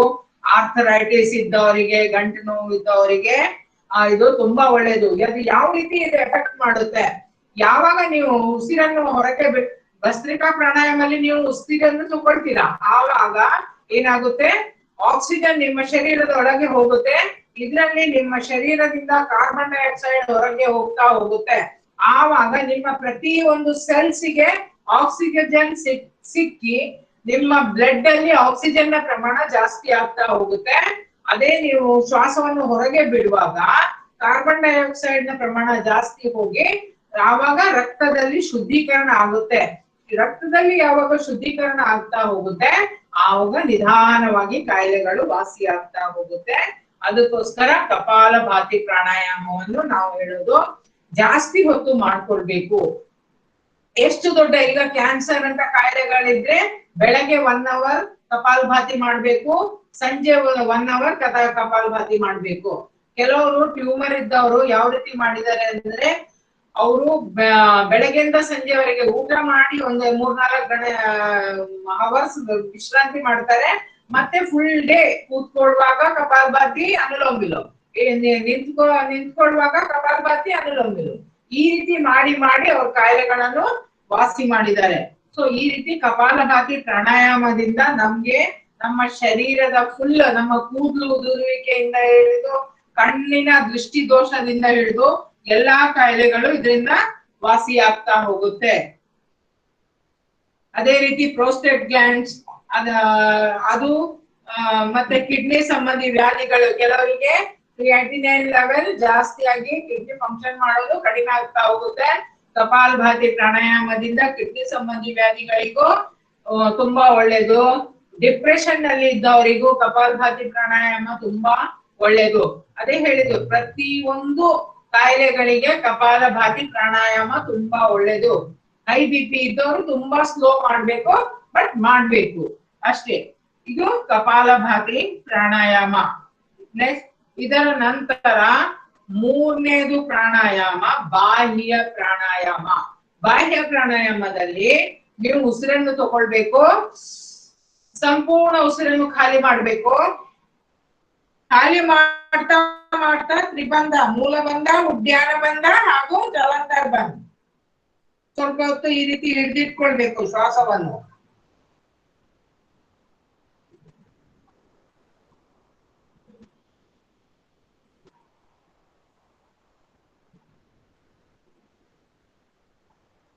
ಈಗ ನಿಧಾನವಾಗಿ ಉಸಿರನ್ನು ಬಂಧಗಳನ್ನು ಬಿಡಿಸಿ ಉಸಿರನ್ನು ತಗೊಳ್ಬೇಕು. ಇದೇ ರೀತಿ 3 ಬಾರಿ ಮಾಡಿ.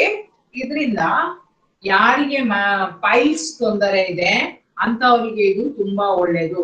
ಆದ್ರೆ ಲೇಡೀಸ್ ಪೀರಿಯಡ್ಸ್ ಟೈಮ್ ಅಲ್ಲಿ ಇದನ್ನು ಕಪಾಲಭಾತಿ ಆದ್ರೂ ಸ್ವಲ್ಪ ಮಾಡ್ಕೊಳ್ಬಹುದು, ಯಾಕಂದ್ರೆ ಕೆಲವರಿಗೆ ಬ್ಲೀಡಿಂಗ್ ಸಮಸ್ಯೆ ಇರುತ್ತೆ, ತುಂಬಾ ಬ್ಲೀಡಿಂಗ್ ಆಗೋದಿಲ್ಲ ಅಂತವ್ರು ಮಾಡ್ಕೊಳ್ಬಹುದು. ತುಂಬಾ ಜಾಸ್ತಿ ಬ್ಲೀಡಿಂಗ್ ಇದ್ದ ಟೈಮ್ ಅಲ್ಲಿ ಕಪಾಲಭಾತಿ ಪ್ರಾಣಾಯಾಮವನ್ನು ಮಾಡಬಾರ್ದು.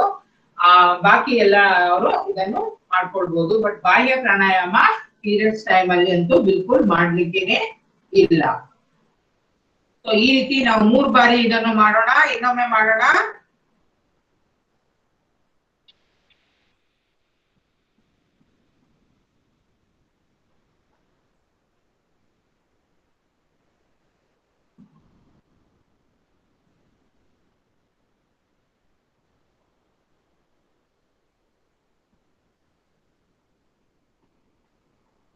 ಇದು ಹೊಟ್ಟೆಯ ಸಂಬಂಧಿ ವ್ಯಾಧಿಗಳಿಗೆ ತುಂಬಾ ಒಳ್ಳೇದು.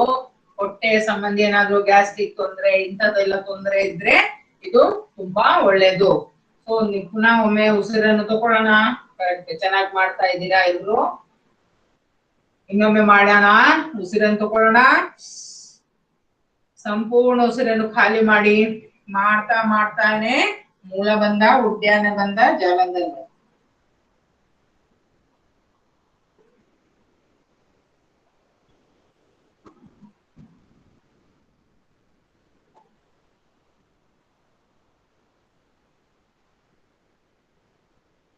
ಅದೇ ರೀತಿ ಬಾಹ್ಯ ಪ್ರಾಣಾಯಾಮ ಸಾಧನೆಗೆ ಬೇಕಾದದ್ದು. ಸಾಧನೆ, ಯಾರಿಗೆ ಸಾಧನೆಯಲ್ಲಿ ಮುಂದುವರಿಬೇಕು ಅಂತ ಅವರು ಬಾಹ್ಯ ಪ್ರಾಣಾಯಾಮವನ್ನು 21 ಸಲ ಮಾಡ್ಕೊಳ್ಬೇಕು. ಇದರಿಂದ ಏನಾಗುತ್ತೆ, ನಮ್ಮಲ್ಲಿ ಕಾನ್ಸಂಟ್ರೇಷನ್ ಡೆವಲಪ್ ಆಗುತ್ತೆ. ಕೆಲವ್ರದ್ದು ಮನಸ್ಸು ತುಂಬಾ ಚಂಚಲ ಇರುತ್ತೆ, ಒಂದು ಕಡೆ ಫಸ್ಟ್ ಧ್ಯಾನದಲ್ಲಿ ಕೂತ್ಕೊಳ್ಳಿಕ್ಕೆ ಆಗೋದೇ ಇಲ್ಲ. ಆದ್ರೆ ಈ ಬಾಹ್ಯ ಪ್ರಾಣಾಯಾಮವನ್ನು ಮಾಡ್ತಾ ಮಾಡ್ತಾ ಚಂಚಲ ಮನಸ್ಸು ನಮ್ದು ಏನಾಗುತ್ತೆ, ಕಾನ್ಸ್ಟೆಂಟ್ ಆಗ್ಬಿಡುತ್ತೆ. ರನ್ನಿಂಗ್ ಮೈಂಡ್ ಏನ್ ಹೇಳ್ತೀವಿ ಅದು ಕಾನ್ಸ್ಟೆಂಟ್ ಆಗ್ಬಿಡುತ್ತೆ. ಮತ್ತೆ ನಮ್ಗೆ ಧ್ಯಾನ ಎಲ್ಲ ಸುಲಭದಿಂದ ಆಗುತ್ತೆ. ಈಗ ನಮ್ಮಲ್ಲಿ ಅಷ್ಟಚಕ್ರ ಅಂತ ಇದೆ. ಅಷ್ಟಚಕ್ರ ಯಾವ್ದೆಲ್ಲ ಇದೆ? ಮೂಲಾಧಾರ, ಸ್ವಾಧಿಷ್ಠಾನ, ಮಣಿಪುರ, ಅನಾಹತ, ವಿಶುದ್ಧಿ, ಆಜ್ಞಾಚಕ್ರ, ನಂತರ ಬಿಂದು ಚಕ್ರ, ಸಹಸ್ರಾರ ಚಕ್ರ. ಈಗ ನಾವು ಈ ಪ್ರಾಣಾಯಾಮದಿಂದ ಅಷ್ಟಚಕ್ರನು ಶುದ್ಧಿ ಆಗುತ್ತೆ. ಈಗ ಮೂಲಾಧಾರ ಚಕ್ರ ಎಲ್ಲಿದೆ? ನಿಮ್ಗೆ ಚಕ್ರಗಳ ಬಗ್ಗೆ ಹೇಳಿಕೊಡ್ತೀನಿ. ಮೂಲಾಧಾರ ಚಕ್ರ ನಮ್ಮ ಗುದದ್ವಾರದಿಂದ 2 ಇಂಚ ಮೇಲೆ ಇದೆ, ಅದು ಮೂಲಾಧಾರ ಚಕ್ರ. ಅದೇ ರೀತಿ ಸ್ವಾಧಿಷ್ಠಾನ ಚಕ್ರ ನಮ್ಮ ಜನನೇಂದ್ರಿಯಗಳ ಏನಿದೆ, ನಮ್ಮ ಹೊಟ್ಟೆಯ ಕೆಳ ಕಿಬ್ಬೊಟ್ಟೆ ಅಂತ ಏನ್ ಹೇಳ್ತೀವಿ, ಅಲ್ಲಿ ಸ್ವಾಧಿಷ್ಠಾನ ಚಕ್ರ ಇದೆ. ಕಿಬ್ಬೊಟ್ಟೆಗೆ ಅಲ್ಲಿ ಸ್ವಾಧಿಷ್ಠಾನ ಚಕ್ರ ಇದೆ. ಅದೇ ನಮ್ಮ ನಾಭಿ ಚಕ್ರ ಅಂತ ಹೇಳ್ತೀವಿ, ಅದು ಮಣಿಪುರ. ನಾಭಿಯ ಸುತ್ತ ಏನಿದೆ ಅದು ಮಣಿಪುರ ಚಕ್ರ ಇದೆ. ಹೃದಯ ಚಕ್ರ ಅಂತಾನು ಹೇಳ್ತೀವಿ.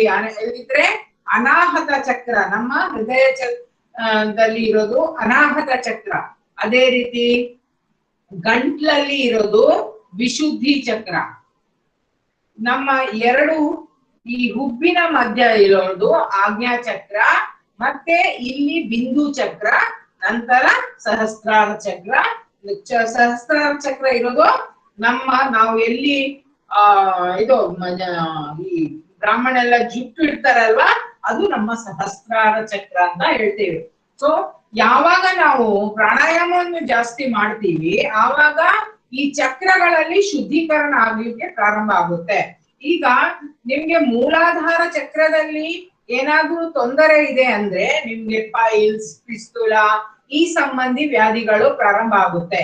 ಅದೇ ರೀತಿ ಸ್ವಾಧಿಷ್ಠಾನದಲ್ಲಿ ತೊಂದರೆ ಇದ್ರೆ ಜನನೇಂದ್ರಿಯಗಳ ಸಂಬಂಧಿ ತೊಂದರೆಗಳು, ಪ್ರೋಸ್ಟೇಟ್ ಸಂಬಂಧಿ ತೊಂದರೆ, ಅದೇ ರೀತಿ ಯೂರಿನರಿ ಬ್ಲಾಡರ್ದು, ಕಿಡ್ನಿ ಸಮಸ್ಯೆ, ಇದೆಲ್ಲ ಸ್ವಾಧಿಷ್ಠಾನ ಚಕ್ರದಲ್ಲಿ ನಿಮ್ಗೆ ಅಶುದ್ಧಿ ಇದ್ರೆ ಪ್ರಾರಂಭ ಆಗುತ್ತೆ. ಮಣಿಪುರ ಚಕ್ರದಲ್ಲಿ ಕಾನ್ಸ್ಟಿಟ್ಯೂಷನ್ ಇರುತ್ತೆ, ಗ್ಯಾಸ್ಟ್ರಿಕ್ ಸಮಸ್ಯೆ ಇರುತ್ತೆ, ಅಸಿಡಿಟಿ, ಹೈಪರ್ ಅಸಿಡಿಟಿ ಇರುತ್ತೆ, ಇಂಡೈಜೆಷನ್ ಪ್ರಾಬ್ಲಮ್ ಇರುತ್ತೆ. ಸೊ ಇದು ಎಲ್ಲ ಮಣಿಪುರ ಚಕ್ರದಲ್ಲಿ ತೊಂದರೆ ಇದ್ರೆ ಇದು ಆಗುತ್ತೆ. ಅನಾಹತ ಚಕ್ರದಲ್ಲಿ ನಿಮ್ಗೆ ಹಾರ್ಟ್ ಸಂಬಂಧಿ ವ್ಯಾಧಿ, ಹೈ ಬಿಪಿ ಸಂಬಂಧಿ ವ್ಯಾಧಿ, ಇದೆಲ್ಲ ನಿಮ್ಮ ಹಾರ್ಟಿನ ತೊಂದರೆ ಇದ್ರೆ ಅನಾಹತ ಚಕ್ರದಲ್ಲಿ ತೊಂದರೆ ಇದ್ರೆ ಆಗುತ್ತೆ. ಅದೇ ರೀತಿ ಟಾನ್ಸಲ್ಸ್, ಥೈರಾಯ್ಡ್ ಸಂಬಂಧಿ ಗಂಟ್ಲಿನ ಸಮಸ್ಯೆ ಇದ್ರೆ ನಿಮ್ಮ ವಿಶುದ್ಧಿ ಚಕ್ರದಲ್ಲಿ ತೊಂದರೆ ಇದ್ರೆ ಆಗುತ್ತೆ. ತಲೆನೋವು, ಮೈಗ್ರೇನ್ ಇದೆಲ್ಲ ಸಂಬಂಧ ಇದ್ರೆ ನಿಮ್ಮ ಆಜ್ಞಾ ಚಕ್ರದಲ್ಲಿ ತೊಂದರೆ ಇದ್ರೆ ಇದೆಲ್ಲ ಸಮಸ್ಯೆಗಳು ಉತ್ಪನ್ನ ಆಗುತ್ತೆ. ಸೊ ಅದಕ್ಕೋಸ್ಕರ ನಾವು ಪ್ರಾಣಾಯಾಮದಿಂದ ನಮ್ಮ ಅಷ್ಟ ಚಕ್ರಗಳನ್ನು ಸಹ ಶುದ್ಧಿ ಮಾಡ್ಕೊಳ್ತಾ ಹೋಗ್ಬೇಕು. ಸೊ ಈಗ ನಾವು ಬಾಹ್ಯ ಪ್ರಾಣಾಯಾಮ ಆಯ್ತು, ಅಗ್ನಿಸಾರ್ ಮಾಡೋಣ. ಈಗ ಅಗ್ನಿಸಾರ್ ನೀವು ಕೈಯಲ್ಲಿ ಮುದ್ರೆ ಬೇಕಂತ ಇಲ್ಲ, ಈ ರೀತಿ ಇಟ್ಕೊಳ್ಳಿ. ಈ ರೀತಿ ಇಟ್ಕೊಂಡ್ರೆ ನಿಮ್ಗೆ ಸ್ವಲ್ಪ ಇಲ್ಲಿ ನಿಮ್ಮ ನೀ ಜಾಯಿಂಟ್ ಗೆ ಒತ್ತಡ ಈ ರೀತಿ ಬೀಳುತ್ತೆ. ಆವಾಗ ಹೊಟ್ಟೆಯನ್ನು ನಿಮ್ಗೆ ಬೇಕಾದ ರೀತಿಯಲ್ಲಿ ಅದು ಒಳಗೆ ಹೊರಗೆ ಮಾಡ್ಲಿಕ್ಕೆ ಆಗುತ್ತೆ. ಇಲ್ಲಿ ಏನ್ ಮಾಡ್ಬೇಕು, ಉಸಿರನ್ನು ತಗೊಳ್ಬೇಕು. ಉಸಿರನ್ನು ತಕೊಂಡು ಸಂಪೂರ್ಣ ಉಸಿರನ್ನು ಖಾಲಿ ಮಾಡ್ಬೇಕು. ನಂತರ ಹೊಟ್ಟೆಯನ್ನು ನೋಡಿ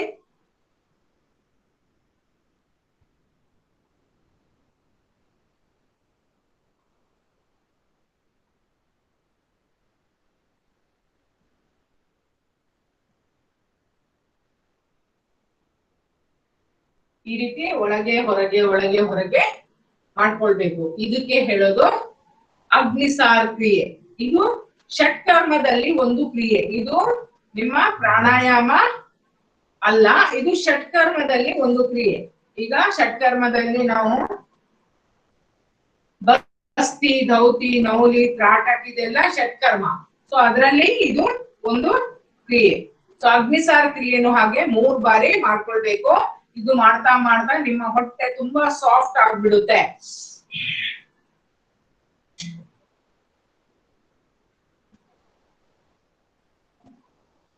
ಇದರಲ್ಲಿ ಯಾವುದೇ ಬಂಧಗಳಿಲ್ಲ. ನೀವು ಕುತ್ತಿಗೆಯನ್ನು ನೇರ ಇಟ್ಕೊಂಡು ಇದನ್ನು ಮಾಡ್ಕೊಳ್ಬಹುದು. ಉಸಿರನ್ನು ತಗೊಳ್ಳಿ, ಉಸಿರನ್ನು ಬಿಟ್ಟು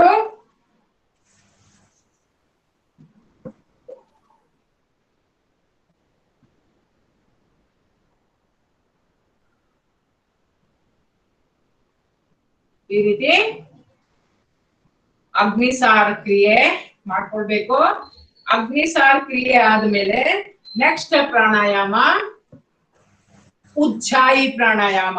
ಉಜ್ಜಾಯಿ ಪ್ರಾಣಾಯಾಮ ನೋಡಿ, ನಾನು ಈಗಲೇ ಹೇಳಿದೆ, ವಿಶುದ್ಧಿ ಚಕ್ರ, ನಮ್ಗೆ ಟಾನ್ಸಲ್ಸ್ ಇದ್ರೆ, ಥೈರಾಯ್ಡ್ ಇದ್ರೆ, ಗಂಟ್ಲಿನ ಸಂಬಂಧಿ ವ್ಯಾಧಿಗಳಿದ್ರೆ ಅದಕ್ಕೆ ಇದು ತುಂಬಾ ಒಳ್ಳೇದು.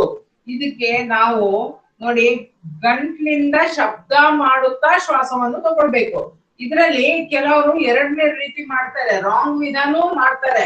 ನಾವು ಏನ್ ಮಾಡ್ಬೇಕು, ನಾವು ಈ ರೀತಿ ಉಸಿರನ್ನು ಒಳಗೆ ತಗೊಳ್ಬೇಕು ನೋಡಿ. ಆವಾಗ ನಮ್ಮ ಈ ಗಂಟ್ಲಿನ ಈ ಪೋರ್ಷನ್ ಒಳಗೆ ಹೋಗ್ಬೇಕು. ಕೆಲವರು ಅಂತ ಹೊರಗೆ ಬಿಡ್ತಾರೆ ಗಾಳಿಯನ್ನು, ಅದು ನಾವು ಶಬ್ದ ಎರಡರಲ್ಲೂ ಬರುತ್ತೆ. ಆದ್ರೆ ನಾವು ಶ್ವಾಸವನ್ನು ತಗೊಳ್ಳುವಾಗ ಉಸಿರನ್ನು ಒಳಗೆ ಎಳ್ಕೊಳ್ಬೇಕಾಗುವಾಗ ನಾವು ಆವಾಗ ಏನಾಗುತ್ತೆ, ಇಲ್ಲಿ ನಮ್ದು ಈ ಪೋರ್ಷನ್ ಒಳಗೆ ಹೋಗ್ಬೇಕು ನೋಡಿ.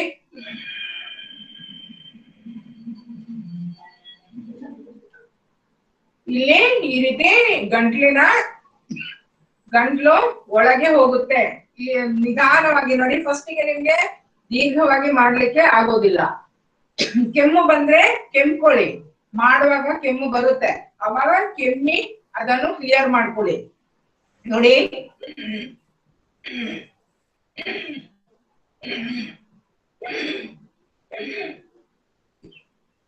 ಈ ರೀತಿ ಮಾಡ್ತಾ ಮಾಡ್ತಾ ಈಗ ಯಾರಿಗೆ ಆಗುತ್ತೆ ಅವರು ದೀರ್ಘವಾಗಿ ಉಸಿರನ್ನು ತಗೊಳ್ಬೇಕು. ಈ ರೀತಿ ಮಾಡ್ತಾ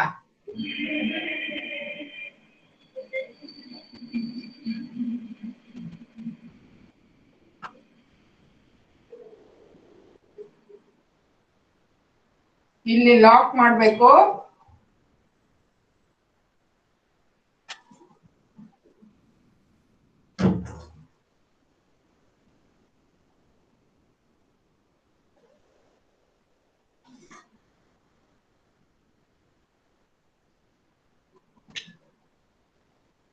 ಬಂದನ್ನು ಬಿಡಿಸಿ ಬಲಮೂಗನ್ನು ಬಂದ್ ಮಾಡಿ ಎಡಮೂಗಿಂದ ಶ್ವಾಸವನ್ನು ಬಿಡ್ಬೇಕು.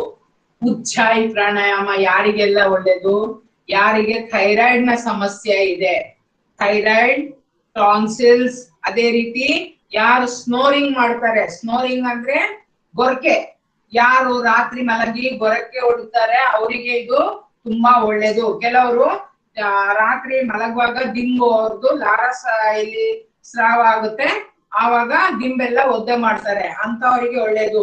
ಸ್ಲೀಪ್ ಎಪ್ನಿಯಾ ಅಂತ ಹೇಳ್ತೀವಿ.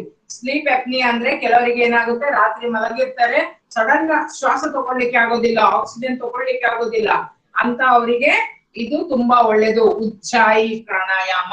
ಅದೇ ರೀತಿ ಟೀಚರ್ಸ್ ಗಳಿಗೆ ಯಾರು ತುಂಬಾ ಮಾತಾಡ್ತಾರೆ ಅಂತವರಿಗೆ ಒಳ್ಳೇದು. ಭಜನೆ ಯಾರು ಹಾಡ್ತಾರೆ ಅವರ ಸ್ವರಗಳು ಸ್ವೀಟ್ ಆಗುತ್ತೆ. ಸೊ ಉಜ್ಜಾಯಿ ಪ್ರಾಣಾಯಾಮ ನಮ್ಮ ಗಂಟ್ಲಿನ ಸಂಬಂಧಿ ವ್ಯಾಧಿಗಳಿಗೆ ತುಂಬಾ ಒಳ್ಳೇದು. ಈಗ ಇನ್ನೊಮ್ಮೆ ಮಾಡೋಣ, 3 ಬಾರಿ ಮಾಡೋಣ ಉಜ್ಜಾಯಿ ಪ್ರಾಣಾಯಾಮ. ನೀವು ಮಾಡಿ, ನಾನು ನೋಡ್ತೀನಿ. ಉಸಿರನ್ನು ತಗೊಳ್ತಾ ಶಬ್ದ ಮಾಡ್ತಾ ಮಾಡಿ. ಗಂಟ್ಲಲ್ಲಿ ಇಲ್ಲಿ ಇದು ಈ ಭಾಗ ಒಳಗೆ ಹೋಗ್ಬೇಕು.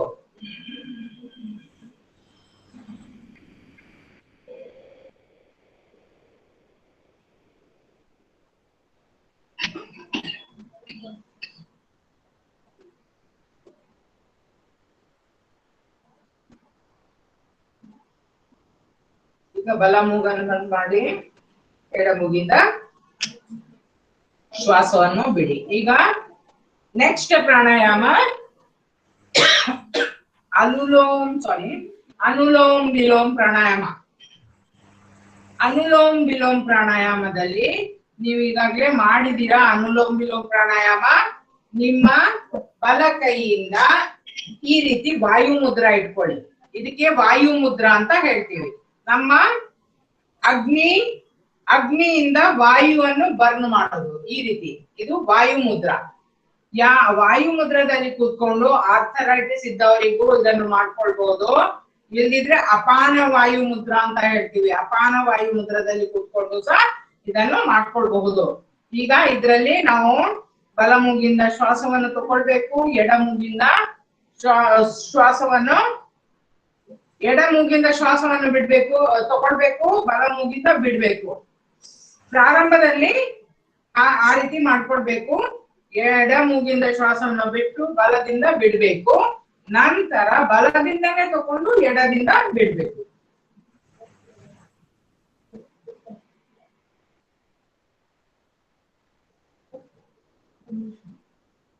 ನಿಧಾನವಾಗಿ ಕಣ್ಣನ್ನು ಮುಚ್ಚಿ ನಿಮ್ಮ ಜೊತೆಗೆ ಮಾಡಿ ಅನುಲೋಮ್ ವಿಲೋಮ್ ಪ್ರಾಣಾಯಾಮ ಮಾಡ್ತಾ ಹೋಗಿ. ಎಲ್ಲರೂ ಕಪಾಲಭಾತಿ ಮಾಡ್ತಾರೆ, ಆದ್ರೆ ಅನುಲೋಮ್ ವಿಲೋಮ್ ಪ್ರಾಣಾಯಾಮ ತುಂಬಾ ಹೊತ್ತು ಮಾಡ್ಲಿಕ್ಕೆ ಅವರಿಗೆ ಕಾನ್ಸಂಟ್ರೇಷನ್ ಮಾಡ್ಲಿಕ್ಕೆ ಆಗೋದಿಲ್ಲ. ಅದು ತುಂಬಾ ಕಷ್ಟ ಆಗುತ್ತೆ. ಯಾಕಂದ್ರೆ ಮೈಂಡ್ ನಮ್ದು ಸೆಟ್ ಆಗ್ಬೇಕು. ರನ್ನಿಂಗ್ ಮೈಂಡ್ ಸೆಟ್ ಆಗುವಾಗ ಅದು ನಿಧಾನವಾಗಿ ಅನುಲೋಮ್ ವಿಲೋಮ್ ಪ್ರಾಣಾಯಾಮ ಮಾಡ್ಲಿಕ್ಕೆ ಆಗುತ್ತೆ. ಅಷ್ಟುವರೆಗೆ ಸ್ವಲ್ಪ ಎಲ್ರು ಕಪಾಲಭಾತಿ ಎಷ್ಟು ಹೊತ್ತು ಬೇಕಿದ್ರೂ ಮಾಡ್ತಾರೆ, ಆದ್ರೆ ಅನುಲೋಮ್ ವಿಲೋಮ್ ತುಂಬಾ ನಿಧಾನವಾಗಿ ಮಾಡ್ತಾರೆ. ಇದ್ರಲ್ಲಿ 2.5 ಸೆಕೆಂಡ್ ಕಾಲ ಉಸಿರನ್ನು ತಗೊಳ್ಬೇಕು, 2.5 ಸೆಕೆಂಡ್ ಕಾಲ ಉಸಿರನ್ನು ಬಿಡ್ಬೇಕು.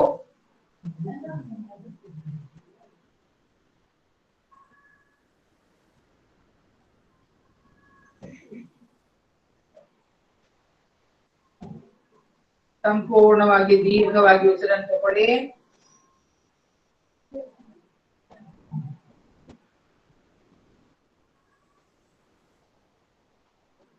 ಅನುಲೋಮ್ ವಿಲೋಮ್ ಪ್ರಾಣಾಯಾಮ ಸಹ ಕಪಾಲಭಾತಿ ಮತ್ತೆ ಅನುಲೋಮ್ ವಿಲೋಮ್ ಪ್ರಾಣಾಯಾಮ ದಲ್ಲೂ ಸಹ ಹಾಗೇನೆ. ನಾನು ಏನ್ ಕಪಾಲಭಾತಿಯಲ್ಲಿ ಕಾಯಿಲೆ ವಾಸಿ ಆಗುತ್ತಾ ಹೇಳ್ತೀನಿ, ಅದೇ ರೀತಿ ಅನುಲೋಮ್ ವಿಲೋಮ್ ಪ್ರಾಣಾಯಾಮದಲ್ಲೂ ಎಲ್ಲಾ ಕಾಯಿಲೆಗಳು ವಾಸಿ ಆಗುತ್ತೆ.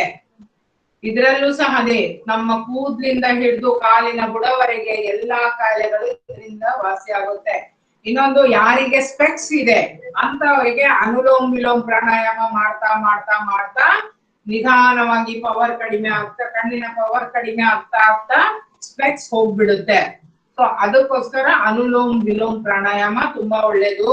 ಕೂದಲು ಉದುರೋದು ಕಡಿಮೆ ಆಗುತ್ತೆ. ಅದೇ ರೀತಿ ಮೈಗ್ರೇನ್ ನ ತೊಂದರೆ ಇದ್ದವರಿಗೆ ಅನುಲೋಮ್ ವಿಲೋಮ್ ಪ್ರಾಣಾಯಾಮ ಒಳ್ಳೇದು. ಗಂಟ್ಲಿನ ಸಂಬಂಧಿ ವ್ಯಾಧಿ ಇದ್ದವರಿಗೆ, ಹಾರ್ಟ್ ಬ್ಲಾಕೇಜ್ ಇದ್ದವರಿಗೆ, ಮತ್ತೆ ಯಾರಿಗೆ ಪಾರ್ಕಿನ್ಸನ್ ಇದೆ, ಪಾರ್ಕಿನ್ಸನ್ ಅಂದ್ರೆ ಕಂಪವಾತ ಅಂತ ಹೇಳ್ತೀವಿ, ಕಂಪವಾತ ಪಾರ್ಕಿನ್ಸನ್ ಇರುತ್ತೆ, ಈ ರೀತಿ ಅವರಿಗೆ ಶೇಕ್ ಆಗ್ತಾ ಇರುತ್ತೆ ಕೈಗಳು ಎಲ್ಲ ಸಂಪೂರ್ಣ ಶರೀರ. ಸೊ ಅಂತ ಅವರಿಗೆ ಇದು ತುಂಬಾ ಒಳ್ಳೇದು. ಅವ್ರು ಇದನ್ನು ನಿಧಾನವಾಗಿ ಜಾಸ್ತಿ ಜಾಸ್ತಿ ಮಾಡ್ತಾ ಹೋಗ್ಬೇಕು, ಎಷ್ಟು ಜಾಸ್ತಿ. ಅದೇ ರೀತಿ ಯಾರಿಗೆ ತಲೆನೋವು, ಮೈಗ್ರೇನ್, ಮತ್ತೆ ಇದ್ರಲ್ಲಿ ಏನಾಗುತ್ತೆ, ನೀವು ಯಾವಾಗ ಉಸಿರಾಟ ತಗೊಳ್ತೀರಾ ಆವಾಗ ನಿಮ್ಮ ಬ್ರೈನಿಗೆ ಆಕ್ಸಿಜನ್ ನ ಪ್ರಮಾಣ ಜಾಸ್ತಿ ಆಗುತ್ತೆ. ಬ್ರೈನ್ ಅಲ್ಲಿ ಆಕ್ಸಿಜನ್ ನ ಪ್ರಮಾಣ ಜಾಸ್ತಿ ಆಗಿ ನಾವ್ ಎಣಿಸ್ತೀವಿ ಇದರಿಂದ ಏನಾಗುತ್ತೆ, ಹೇಗ್ ಕಾಯಿಲೆ ವಾಸಿ ಆಗುತ್ತೆ. ನಿಮ್ಮ ಬ್ರೈನಿಗೆ ಆಕ್ಸಿಜನ್ ನ ಪ್ರಮಾಣ ಜಾಸ್ತಿ ಆಗಿ ನಿಮ್ಮ ಕಾಯಿಲೆಗಳು ಕಡಿಮೆ ಆಗ್ತಾ ಆಗ್ತಾ ಆಗ್ತಾ ಬರುತ್ತೆ. ಸೊ ಇದು ಯಾವಾಗ ನಿಮ್ಮ ರೈಟ್ ಬ್ರೈನ್ ವರ್ಕ್ ಆಗುತ್ತೆ ಆವಾಗ ಲೆಫ್ಟ್ ಬ್ರೈನ್ಗೆ ನಿಮ್ಮ ಶ್ವಾಸ ಹೋಗುತ್ತೆ. ಲೆಫ್ಟ್ ಬ್ರೈನ್ ಈಗ ಪ್ಯಾರಾಲಿಸಿಸ್ ಆಗುವಾಗ ನಿಮ್ಗೆ ಗೊತ್ತಿದೆ, ರೈಟ್ ಸೈಡ್ ಪ್ಯಾರಾಲಿಸಿಸ್ ಆಯ್ತು ಅಂದ್ರೆ ಲೆಫ್ಟ್ ಸೈಡ್ ನಿಂದ ಲೆಫ್ಟ್ ಬ್ರೈನ್ ವರ್ಕ್ ಮಾಡೋದು ಕಡಿಮೆ ಆಯ್ತು ಅಂತ ಅರ್ಥ. ಸೊ ಅದಕ್ಕೋಸ್ಕರ ಇದರಿಂದ ನಿಮ್ಮ ಪ್ರತಿ ಒಂದು ನಮ್ಮ ಶರೀರದಲ್ಲಿ 72,72,10,210 ನರನಾಡಿಗಳಿದೆ. ಅನುಲೋಮ್ ವಿಲೋಮ್ ಪ್ರಾಣಾಯಾಮ ಮಾಡುವಾಗ ಸಂಪೂರ್ಣ ನರನಾಡಿಗಳು ಆಕ್ಟಿವೇಟ್ ಆಗುತ್ತೆ. ಪ್ರತಿ ಒಂದು ನರನಾಡಿಗಳಿಗೆ ಆಕ್ಸಿಜನ್ ಹೋಗುತ್ತೆ, ರಕ್ತದ ಸಂಚಾರ ಆಗುತ್ತೆ. ರಕ್ತದ ಸಂಚಾರ ನಿಮ್ಮ ಶರೀರದಲ್ಲಿ ಆಗುವಾಗ ಪ್ರತಿ ಒಂದು ಕೋಶದಲ್ಲಿ ನಿಮ್ಗೆ ಆಕ್ಸಿಜನ್ ನ ಪ್ರಮಾಣ, ಅಲ್ಲಿ ಆಕ್ಸಿಜನ್ ಜಾಸ್ತಿ ಹೋಗುತ್ತೆ. ನಿಮ್ಮ ಕೋಶಗಳಿಗೆ ಯಾವಾಗ ಆಕ್ಸಿಜನ್ ಜಾಸ್ತಿ ಹೋಗುತ್ತೆ ಆವಾಗ ರಿಜ್ಯುನೇಷನ್ ಆಗುತ್ತೆ. ರಿಜ್ಯುನೇಟ್ಸ್ ಪ್ರತಿ ಒಂದು ಸೆಲ್ಸ್ ಅವರಿಗೆ ಇಷ್ಟು ಸಮಯದ ನಂತರ ಅದು ಸತ್ತೋಗುತ್ತೆ. ಆವಾಗ ಸೆಲ್ಸ್ ಜನರೇಟ್ ಆಗ್ಬೇಕಿದ್ರೆ ಎಷ್ಟು ಜಾಸ್ತಿ ನೀವು ಆಕ್ಸಿಜನ್ ಕೊಡ್ತೀರಾ. ನಮ್ಮ ಕಾಯಿಲೆಗಳು ನಮ್ಗೆ ಜಾಸ್ತಿ ಆಗೋದು ಏನು, ನಮ್ಮ ಬ್ಲಡ್ ಅಲ್ಲಿ ಆಕ್ಸಿಜನೇಟೆಡ್ ಬ್ಲಡ್ ಕಡಿಮೆ ಆದ ತಕ್ಷಣ ನಮ್ಗೆ ಒಂದೊಂದೇ ಕಾಯಿಲೆಗಳು ಬರ್ಲಿಕ್ಕೆ ಪ್ರಾರಂಭ ಆಗುತ್ತೆ. ಸೊ ಅದಕ್ಕೋಸ್ಕರ ಯಾವಾಗ ನಾವು ಅನುಲೋಮ್ ವಿಲೋಮ್ ಕಪಾಲಭಾತಿ ಎಲ್ಲ ಮಾಡ್ತೀವಿ ಆವಾಗ ಆಕ್ಸಿಜನ್ ಪ್ರಮಾಣ ಜಾಸ್ತಿ ಆಗಿ ರಕ್ತದಲ್ಲಿ ಶುದ್ಧೀಕರಣ ಆಗ್ತಾ ಹೋಗುತ್ತೆ, ಕಾಯಿಲೆಗಳು ತನ್ನಿಂತಾನೆ ಮಾಯ ಆಗ್ತಾ ಹೋಗುತ್ತೆ. ಅದಕ್ಕೋಸ್ಕರ ನಾವು ಹೇಳೋದು, ನಮ್ಮ ಶರೀರದ ಒಳಗಿನ ಅವಯವಗಳಿಗೆ ಏನಿದೆ ಅದು ಆಕ್ಸಿಜನ್, ಅದಕ್ಕೆ ಫುಡ್ ಏನು ಆಕ್ಸಿಜನ್. ಸೊ ಅದರಿಂದ ನಮ್ಮ ಶರೀರಕ್ಕೆ ನಾವು ಎಷ್ಟು ಜಾಸ್ತಿ ಪ್ರಾಣಾಯಾಮವನ್ನು ಮಾಡ್ತೀವಿ, ಒಳಗಿನ ಅವಯವಗಳಿಗೆ ಎಕ್ಸರ್ಸೈಸ್ ಸಿಗ್ತಾ ಹೋಗುತ್ತೆ. ಸೊ ನೋಡಿ, ನೀವು ಉಸಿರಾಟ ಮಾಡುವಾಗ, ದೀರ್ಘ ಉಸಿರು ಮಾಡುವಾಗ ಲಂಗ್ಸಿಗೆ ಆಗುತ್ತೆ. ಅದೇ ರೀತಿ ನೀವು ಉಸಿರನ್ನು ಹೊರಗೆ ಬಿಡುವಾಗ ನಿಮ್ಮ ಹೊಟ್ಟೆಯ ಭಾಗದಲ್ಲಿದ್ದ ಎಲ್ಲ ಆರ್ಗನ್ಸ್ ಗಳು ಆಕ್ಟಿವೇಟ್ ಆಗುತ್ತೆ. ನಿಮ್ಮ liver, spleen, large intestine, small intestine, kidney, duodenum, ureter ಎಲ್ಲಗಳ ನಮ್ಮ ಆರ್ಗನ್ಸ್ ಗಳ ಆಕ್ಟಿವೇಟ್ ಆಗ್ತಾ ಹೋಗುತ್ತೆ ಕಪಾಲಭಾತಿ ಪ್ರಾಣಾಯಾಮದಿಂದ. ಅದೇ ರೀತಿ ನೀವು ಬಾಹ್ಯ ಮಾಡುವಾಗ ನಿಮ್ಮ ಮೂಲಾಧಾರದಲ್ಲಿ ಅದು ಆಕ್ಟಿವೇಟ್ ಆಗುತ್ತೆ, ಹೊಟ್ಟೆಗೆ ಆಕ್ಟಿವೇಟ್ ಆಗುತ್ತೆ, ಅದ ಮನಸ್ಸನ್ನು ನಿಯಂತ್ರಣ ಮಾಡುತ್ತೆ. ಅದೇ ರೀತಿ ನೀವು ಉಜ್ಜಾಯಿ ಪ್ರಾಣಾಯಾಮ ಮಾಡುವಾಗ ವಿಶುದ್ಧಿ ಚಕ್ರದಲ್ಲಿ ಇಲ್ಲಿ ನಿಮ್ಮ ಥ್ರೋಟ್ ಅಲ್ಲಿ ಅದು ಏನ್ ಕಾಯಿಲೆಗಳಿದೆ ಅದು ವಾಸಿ ಆಗುತ್ತೆ. ಸೊ ಅದೇ ರೀತಿ ನೀವು ಅನುಲೋಮ ವಿಲೋಮ ಮಾಡುವಾಗ ಸಹ ಹಾಗೆ ಕೂದಲು ಉದುರುವಿಕೆಯಿಂದ ನಿಮ್ಮ ಕಾಲಿನ ಪ್ರತಿಯೊಂದು, ಈಗ ಕೆಲವರಿಗೆ ಹೇಳ್ತಾರೆ ಕ್ಯಾಲ್ಸಿಯಂ ಇಲ್ಲ ಹೊರಗಿಂದ ಇಂಟೇಕ್ ಮಾಡಿ ಅಂತ. ನೀವು ಕಪಾಲಭಾತಿ ಪ್ರಾಣಾಯಾಮ ಮಾಡಿದ್ರೆ ಕ್ಯಾಲ್ಸಿಯಂ ನಿಮ್ಮ ಶರೀರದಲ್ಲಿ ತನ್ನಿಂತಾನೇ ರಿಜ್ಯೂನೇಟ್ ಆಗುತ್ತೆ. ಅದು ನೀವು ಏನು ಇಂಟೇಕ್ ಮಾಡ್ಬೇಕು ಅಂತ ಇಲ್ಲ. ಸೊ ಕ್ಯಾಲ್ಸಿಯಂ ತನ್ನಿಂತಾನೇ ಜಾಸ್ತಿ ಆಗ್ತಾ ಹೋಗುತ್ತೆ. ಸೊ ಅದೇ ರೀತಿ ನಾವು ಕಪಾಲಭಾತಿ ಅನುಲೋಮ ವಿಲೋಮ ಮಾಡ್ತಾ ನಮ್ಮ ಕಾಯಿಲೆಗಳನ್ನು ವಾಸಿ ಮಾಡ್ತಾ ಹೋಗ್ಬಹುದು. ಸೊ ಇದು ಕಪಾಲಭಾತಿ ಅನುಲೋಮ ವಿಲೋಮ ಆಯ್ತು. ಈಗ ನಾವು ನೆಕ್ಸ್ಟ್ ಭ್ರಾಮರಿ ಪ್ರಾಣಾಯಾಮವನ್ನು ಮಾಡೋಣ. ಈಗ ಭ್ರಾಮರಿ ಪ್ರಾಣಾಯಾಮ ನಾವು ಮೊನ್ನೆಯಿಂದ ಮಾಡ್ತಾ ಇದ್ದೀವಿ. ಇದರಿಂದ ಲಾಭ ಏನು? ಭ್ರಾಮರಿ ಪ್ರಾಣಾಯಾಮದಿಂದ ಡಿಪ್ರೆಷನ್ ಅಂತ ಕಾಯಿಲೆಗಳು ಬರೋದಿಲ್ಲ. ಡಿಪ್ರೆಷನ್ ಅವರಿಗೆ ಇದು ತುಂಬಾ ಒಳ್ಳೇದು. ರಾತ್ರಿ ನಿದ್ದೆ ಬರೋದಿಲ್ಲ, ಕೆಲವರು ಹೇಳ್ತಾರೆ ನಮ್ಗೆ ರಾತ್ರಿ ಎಲ್ಲ ನಿದ್ದೆ ಬರೋದಿಲ್ಲ, ಅನುಲೋಮ ವಿಲೋಮ ನಿದ್ದೆ ಬರ್ಲಿಕ್ಕೆ ಒಳ್ಳೇದು. ಸೊ ಅಂತ ಅವರಿಗೆ ಇದು ತುಂಬಾ ಒಳ್ಳೇದು. ಅದೇ ರೀತಿ ನಮ್ಮ ಗಂಟ್ಲಿನ ಸಂಬಂಧಿ ಏನಾದ್ರೂ ವ್ಯಾಧಿ, ಥೈರಾಯ್ಡ್ ಸಂಬಂಧಿ ಸಮಸ್ಯೆ ಇದ್ರೆ ಇದು ತುಂಬಾ ಒಳ್ಳೇದು. ಮನಸ್ಸನ್ನು ಪ್ರಶಾಂತ ಮಾಡುತ್ತೆ. ತುಂಬಾ ಆಂಗ್ಸೈಟಿ, ತುಂಬಾ ಸಿಟ್ಟು, ತುಂಬಾ ಹೈ ಬಿಪಿ ಇದ್ದವರು ಇದನ್ನು ತುಂಬಾ ಜಾಸ್ತಿ ಮಾಡ್ಕೊಳ್ಬೇಕು.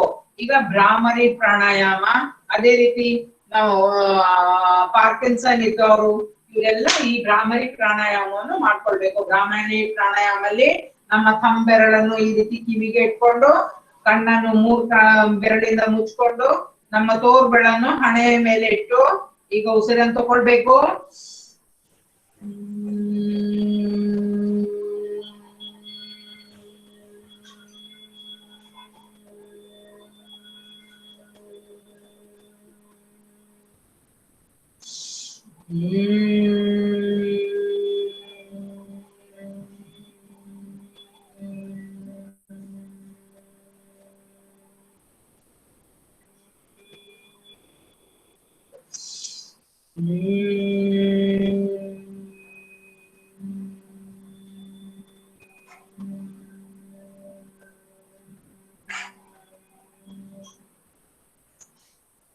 ಎರಡು ಕೈಯನ್ನು ಕೆಳಗೆ 3 ಬಾರಿ ಓಂಕಾರ.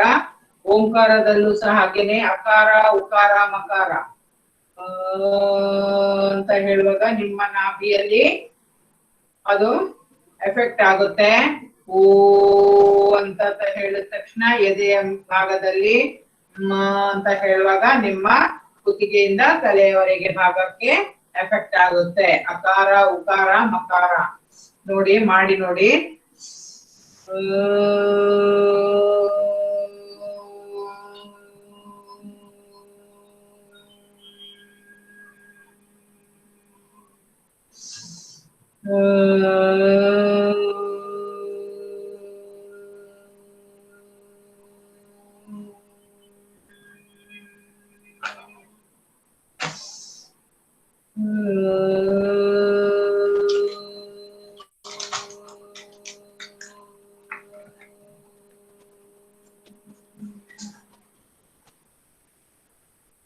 ಕಣ್ಣನ್ನು ಮುಚ್ಚಿ ಪ್ರಣವ ಧ್ಯಾನ.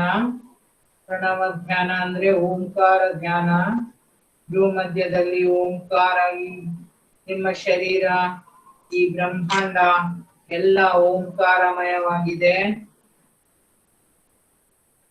ಈ ಬ್ರಹ್ಮಾಂಡದಲ್ಲಿ ಓಂಕಾರವೇ ಆವರಿಸಿದೆ. ಸಂಪೂರ್ಣ ಓಂಕಾರದಿಂದನೇ ನಮ್ಮ ಶರೀರ ಮಾಡಲ್ಪಟ್ಟಿದೆ. ಸಂಪೂರ್ಣ ಶರೀರದ ಓಂಕಾರಮಯವಾಗಿದೆ. ಈಗ ನಿಮ್ಮ ಪ್ರತಿ ಒಂದು ಉಸಿರಿನ ಜೊತೆ ಓಂಕಾರ, ಪ್ರಣವ ಧ್ಯಾನ ಅಂತ ಹೇಳ್ತೀವಿ. ಉಸಿರು ತಗೊಳ್ಳುವಾಗ ಸ ಓಂ, ಉಸಿರು ಬಿಡುವಾಗ ಸ ಓಂ.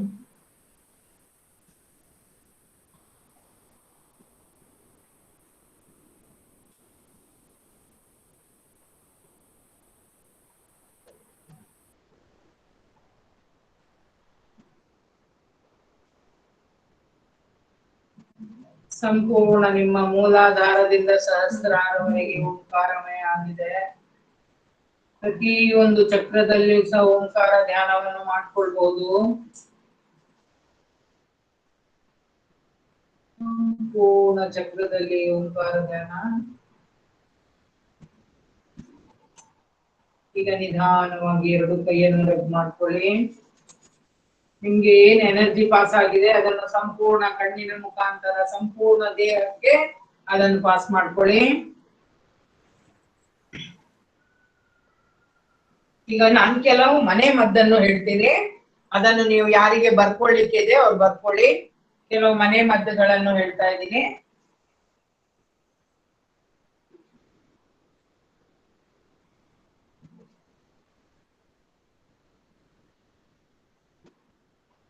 ಇದು ಸ್ವಾಮೀಜಿ ಹೇಳುವಂತ ಮನೆ ಮದ್ದು. ಈಗ ಕೆಲವರಿಗೆ ತುಂಬಾ ಅಸಿಡಿಟಿ ಇರುತ್ತೆ. ಅಸಿಡಿಟಿ ಸಮಸ್ಯೆಗೆ ಸೋರೆಕಾಯಿಯ ಜ್ಯೂಸ್, ಸೋರೆಕಾಯಿ बॉटल गार्ड, एसिडिटी के जिनको एसिडिटी की समस्या है वो दूधी या लौकी बोलते हैं उसको, उसका जूस बनाकर खाली पेट सुबह सुबह पीना चाहिए. ಖಾಲಿ ಹೊಟ್ಟೆಗೆ ಬೆಳಗ್ಗೆ ಬೆಳಗ್ಗೆ ಖಾಲಿ ಹೊಟ್ಟೆಯಲ್ಲಿ ತಗೊಳ್ಬೇಕು. ಇದು ಯಾರಿಗೆ ಒಳ್ಳೆಯದು? ಸೋರೆಕಾಯಿ ಹೈ ಬಿಪಿ ಇದ್ದವರಿಗೆ, ಹಾರ್ಟ್ ಬ್ಲಾಕೇಜ್ ಇದ್ದವರಿಗೆ, ಅಸಿಡಿಟಿ ಸಂಬಂಧಿ ವ್ಯಾಧಿ ಇದ್ದವರಿಗೆ ಸೋರೆಕಾಯಿಯ ಜ್ಯೂಸ್ ತುಂಬಾ ಒಳ್ಳೆಯದು. ಅದು ಮಾಡುವ ವಿಧಾನ ಯಾವ ರೀತಿ? ಅದನ್ನು ಡೈರೆಕ್ಟ್ ಕಟ್ ಮಾಡಿ, ಸಿಪ್ಪೆಯನ್ನು ತೆಗಿಬೇಕಂತ ಇಲ್ಲ, ಕ್ಲೀನ್ ಮಾಡಿ ಡೈರೆಕ್ಟ್ ನಾವು ಜ್ಯೂಸರ್ ಅಲ್ಲಿ ಹಾಕಿ ಜ್ಯೂಸ್ ತೆಗೆದ್ರು ಆಗುತ್ತೆ. ಇಲ್ದಿದ್ರೆ ಮಿಕ್ಸಿಗೆ ಹಾಕಿ ಸ್ವಲ್ಪ ಅದು ಮಿಕ್ಸಿಗೆ ಹಾಕಿ ಚರ್ನ ಮಾಡ್ಬೇಕು.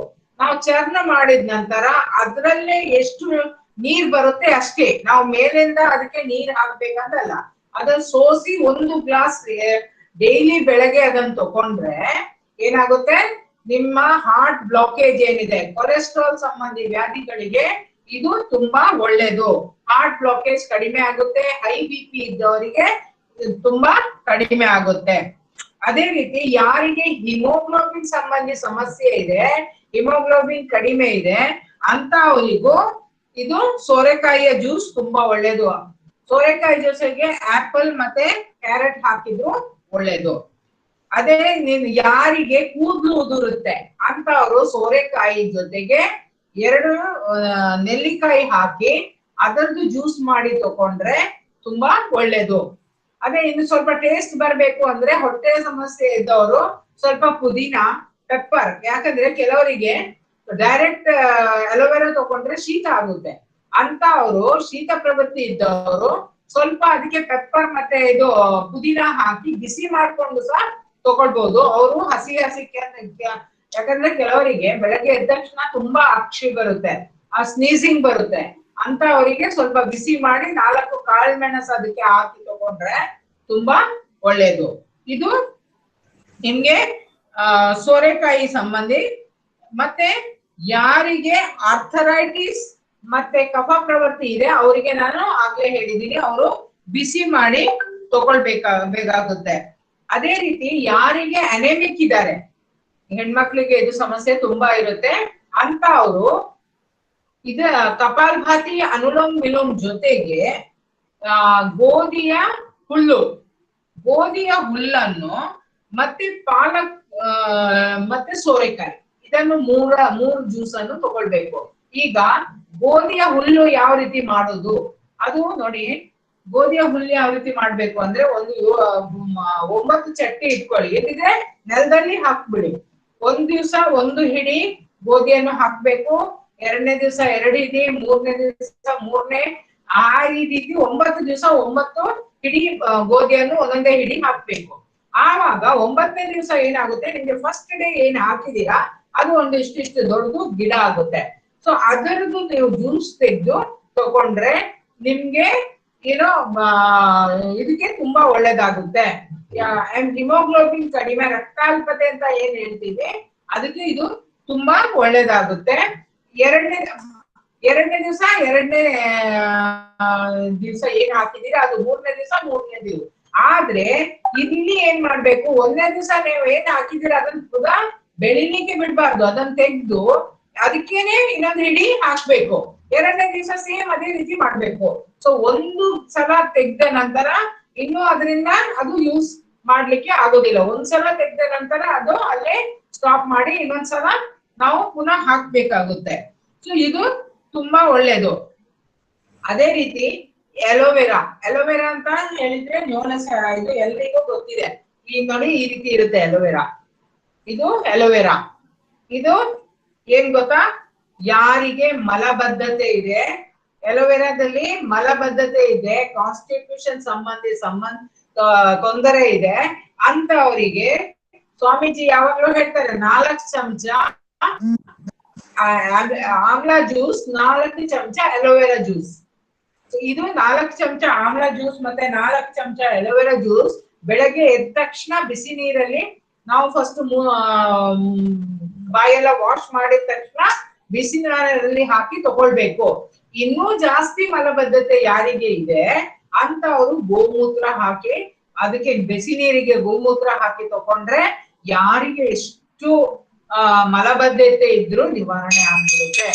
ಸೊ ಮಲಬದ್ಧತೆ ಸಮಸ್ಯೆ ಇದ್ದವರು ಗೋಮೂತ್ರವನ್ನು ಬೆಳಗ್ಗೆ ಖಾಲಿ ಹೊಟ್ಟೆಯಲ್ಲಿ ತಕೊಳ್ಬೇಕು. ಇಲ್ದಿದ್ರೆ ಸಾಮಾನ್ಯ ಇದ್ರೆ 4 ಚಮಚ ಆಮ್ಲಾ ಜ್ಯೂಸ್, 4 ಚಮಚ ಎಲೋವೆರಾ ಜ್ಯೂಸ್ ತಕೊಂಡ್ರೇನೆ ತುಂಬಾ ಸ್ವಲ್ಪ ಜಾಸ್ತಿ ಮಲಬದ್ಧತೆ ಇದ್ದವರು ರಾತ್ರಿ ಊಟ ಆದ ತಕ್ಷಣ ಅದನ್ನ ತಗೊಳ್ಬಹುದು, ಮತ್ತೆ ಬೆಳಗ್ಗೆ ಎದ್ದ ತಕ್ಷಣನೂ ಅದನ್ನು ತಗೊಳ್ಬಹುದು. ಸೊ ಇದರಿಂದ ನಿಮ್ಮ ಮಲಬದ್ಧತೆ ನಿವಾರಣೆ ಆಗುತ್ತೆ. ಮತ್ತೆ ಇದು ವಾತ ಪಿತ್ತ ಕಫ ತ್ರಿದೋಷ ನಾಶ ಮಾಡುತ್ತೆ. ಯಾರಿಗೆ ಆರ್ಥರೈಟಿಸ್ ಸಂಬಂಧಿ ವ್ಯಾಧಿಗಳಿದೆ ಅಂತ ಅವರು ಸಹ ಎಲೋವೆರಾ ಜ್ಯೂಸ್ ಅನ್ನು ತಗೊಳ್ಬೇಕಾಗುತ್ತೆ. ಅದೇ ರೀತಿ ಯಾರಿಗೆ ಅಲ್ಸರ್ ಇದೆ, ಕೆಲವರಿಗೆ ಹೈಪರ್ ಅಸಿಡಿಟಿ ಇರುತ್ತೆ ಅಂತವರಿಗೆ ಸೋರೆಕಾಯಿ ಜ್ಯೂಸ್ ತುಂಬಾ ಒಳ್ಳೇದು. ಸೋರೆಕಾಯಿ ಜ್ಯೂಸಿಗೆ ನಾವು ಬೆಳಗ್ಗೆ ಎದ್ದ ತಕ್ಷಣ ಸೋರೆಕಾಯಿ ಜ್ಯೂಸ್ ಯಾರು ಕುಡಿತಾ ಬರ್ತಾರೆ ಅವ್ರಿಗೂ ಅಸಿಡಿಟಿ ಸಂಬಂಧಿ ವ್ಯಾಧಿನೂ ಗುಣ ಆಗ್ತಾ ಹೋಗುತ್ತೆ. ಅದೇ ರೀತಿ ಕೆಲವರಿಗೆ ತುಂಬಾ ಇದು ಬಾಯಲ್ಲಿ ಸಲೈವ ಆಗೋದಿಲ್ಲ ಅಂತ ಮತ್ತೆ ಇದು 3 ಹಾಕಿದ್ರೆ ಕುಡಿದ್ರೆ ಸಲೈವ ತನ್ನಿಂದಾನೇ ಆಗುತ್ತೆ. ಡಯಾಬಿಟಿಸ್ ಇದೆ ಅಂತ ಅವರು ಸ್ವಾಮೀಜಿ ಹೇಳ್ತಾರೆ, ಖೀರಾ ಸದಾ ಪುಷ್ಪ. ಖೀರಾ ಅಂದ್ರೆ ಮುಳ್ಳು ಸೌತೆಕಾಯಿ, ಅಂದ್ರೆ ಹಾಗಲಕಾಯಿ, ಟಮಾಟರ್ ಅಂದ್ರೆ ಟೊಮೆಟೊ ಗೊತ್ತು. ಮೇಡಮ್ ನೆಟ್ವರ್ಕ್ ಪ್ರಾಬ್ಲಮ್ ಇದೆ, ಕೇಳಿಸ್ತಾ ಇಲ್ಲ.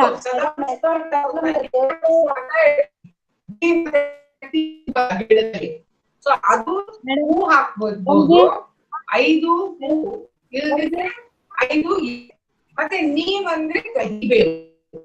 ಓಂಜಿ ನೆಟ್ವರ್ಕ್ ಪ್ರಾಬ್ಲಮ್ ಕೇಳಿಸ್ತಾ ಇಲ್ಲ.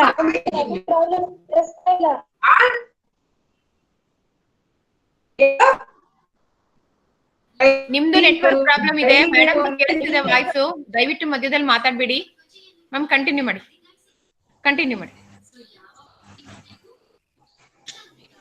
ಅಂದ್ರೆ ನಾವು ಸೌತೆಕಾಯಿ ಇಲ್ಲಿದ್ರೆ ಸೌತೆಕಾಯಿ ಇಲ್ಲಿಂದ ನೀವೆಲ್ಲ ಸೌತೆಕಾಯಿ ಅಂತ ಹೇಳ್ತೀವಿ. ಸೌತೆಕಾಯಿ, ಹಾಗಲಕಾಯಿ, ಟೊಮೆಟೊ, ಪುಷ್ಪ ಅಂದ್ರೆ ನಿಜ ಪುಷ್ಪ ಅಂತ ಹೇಳ್ತೀವಿ. ಬಿಳಿ ಕಹಿಬೇವು ಇದು 5 ಎಲೆ ಕಹಿಬೇವುದು, 5 ಎಲೆ ಸದಾಪುಷ್ಪ. ಅದು ಇದನ್ನ ಹಾಕಿ ನಾವು ಬೆಳಗ್ಗೆ ಎದ್ದ ತಕ್ಷಣ ಜ್ಯೂಸ್ ಮಾಡಿ, ನಾವು ಯೋಗ ಪ್ರಾಣಾಯಾಮ ಎಲ್ಲ ಮುಗಿಸಿದ ನಂತರ ಅದು ಜ್ಯೂಸ್ ತಗೊಂಡ್ರೆ ಡಯಾಬಿಟಿಸ್ ನವರಿಗೆ ತುಂಬಾ ಒಳ್ಳೇದು.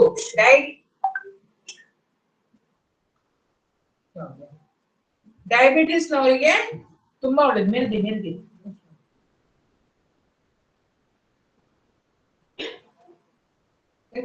ಓಂ. ಸೊ ಡಯಾಬಿಟಿಸ್ ನವರಿಗೆ ಇದು ತುಂಬಾ ಒಳ್ಳೇದು. ಸೊ ಈ ರೀತಿ ನಾವು ಮಾಡ್ತಾ ಇದು ಪ್ರಾಣಾಯಾಮದ ಜೊತೆಗೆ ಖಾಲಿ ಇದನ್ನ ತಿಂದ್ರೆ ಆಗೋದಿಲ್ಲ. ಇನ್ನು ಈಗಾಗ್ಲೇ ನೀವು ಅಶ್ವಗಂಧ ಹೆಸರು ತುಂಬಾ ಕೇಳಿದೀರಾ.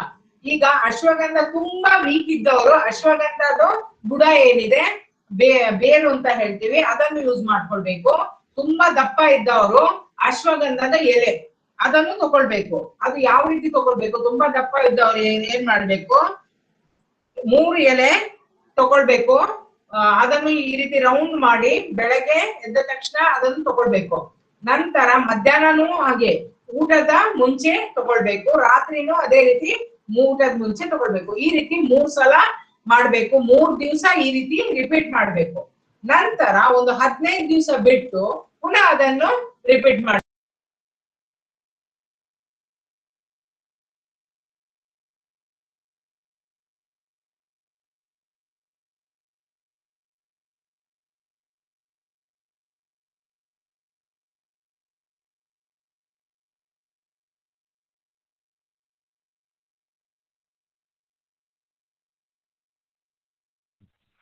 ಸೌಂಡ್ ಮ್ಯೂಟ್ ಆಗಿದೆ ಮೇಡಮ್.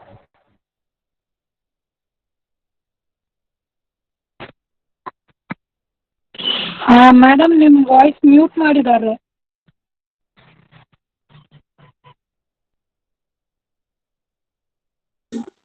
ಸುಜಾತಾ ಮ್ಯಾಮ್ ನಿಮ್ದು ಮ್ಯೂಟ್ ಆಗಿದೆ ಮ್ಯಾಮ್. ಸರಿ ಮಾಡಿದೆ. ಅರ್ಥರೈಟಿಸಿಗೆ ಹಲ್ದಿ ಮೇಥಿ ಸೋಂಠ್ ಅಂತ ಹೇಳ್ತಾರೆ. ಅದು ಸಮ ಪ್ರಮಾಣ. ಹಲ್ದಿ ಅಂದ್ರೆ ಅರಿಶಿಣ, ಮೇಥಿ ಅಂದ್ರೆ ಮೆಂತೆ, ಸೋಂಠ್ ಅಂದ್ರೆ ಒಣಶುಂಠಿ. ಇದು ಸಮ ಪ್ರಮಾಣದಲ್ಲಿ ತಗೊಳ್ಬೇಕು. ಎಲ್ಲ 50 ಗ್ರಾಮ್ ಆದ್ರೆ 50, 25 ಅಂದ್ರೆ 25. ಮೂರನ್ನು ಸಹ ಪುಡಿ ಮಾಡಿ ಬೆಳಗ್ಗೆ ಮತ್ತೆ ಸಂಜೆ ಅದು ನೀವು ಬಿಸಿ ನೀರಿನಲ್ಲಿ ಸೇವಿಸಬೇಕು. ಅದು ಅರ್ಥರೈಟಿಸಿಗೆ. ಅರ್ಥರೈಟಿಸ್ ಅಂದ್ರೆ ಕೆಲವರಿಗೆ ನೀ ಪೇನ್ ಇರುತ್ತೆ, ಜಾಯಿಂಟ್ಸ್ ಪೇನ್ ಇರುತ್ತೆ, ಅದರಲ್ಲಿ ಪೇನ್ ಇರುತ್ತೆ, ಅವರಿಗೆ ಇದು ತುಂಬಾ ಒಳ್ಳೇದು. ಇನ್ನೊಂದು, ಯಾರಿಗೆ ಅರ್ಥರೈಟಿಸ್ ಇದೆ ಅವರು ಪಾರಿಜಾತ ಗಿಡ ಇದೆ ಅಲ್ವಾ, ಪಾರಿಜಾತ ಗಿಡದ್ದು ಕಷಾಯ, ಅದು ಅದರದ್ದು ಹೂವು, ಅದರದ್ದು ಬಾರ್ಕ್ ಏನ್ ಹೇಳ್ತೀವಿ, ಸಿಪ್ಪೆ ಮತ್ತೆ ಎಲೆ ಎಲ್ಲ ಅದರದ್ದು ಅದು ಹಾಕಿ ನೀವು ಕಷಾಯ ಮಾಡ್ಬೇಕು. ಕಷಾಯ ಮಾಡಿ ಬೆಳಗ್ಗೆ ಅದು ತಗೊಳ್ಬೇಕು. ಅದು ತುಂಬಾ ಒಳ್ಳೇದು. ಇದು ಅರ್ಥರೈಟಿಸ್ ಪೇನ್ ಎಲ್ಲ ಇರುತ್ತೆ ಅಂತವರಿಗೆ ಇದು ತುಂಬಾ ಒಳ್ಳೇದು. ನಂತರ ಬ್ಲೀಡಿಂಗ್ ಇದ್ದವ್ರಿಗೆ, ಪೈಲ್ಸ್ ಬ್ಲೀಡಿಂಗ್ ಆಗಲಿ ಯಾವ ರೀತಿನೂ, ಕೆಲವರಿಗೆ ಮೂಗಿಂದ ರಕ್ತ ಬರುತ್ತೆ, ಕೆಲವರಿಗೆ ಪೈಲ್ಸ್ ಇದ್ರೆ ಹೋಗುತ್ತೆ, ಲೇಡೀಸ್ಗೆ ಪೀರಿಯಡ್ಸ್ ಟೈಮ್ ಅಲ್ಲಿ ಓವರ್ ಬ್ಲೀಡಿಂಗ್ ಇರುತ್ತೆ, ಅಂತವರು ಏನ್ ಮಾಡ್ಬೇಕು, ಶೀಶಮ್ ಅಂದ್ರೆ ಬೀಟೆ ಎಲೆ. ಬೀಟೆ ಅಂದ್ರೆ ರೆಡ್ ರೋಸ್ ಅಂತ, ರೋಸ್ ವುಡ್ ಅಂತ ಹೇಳ್ತೀವಿ ನಾವು.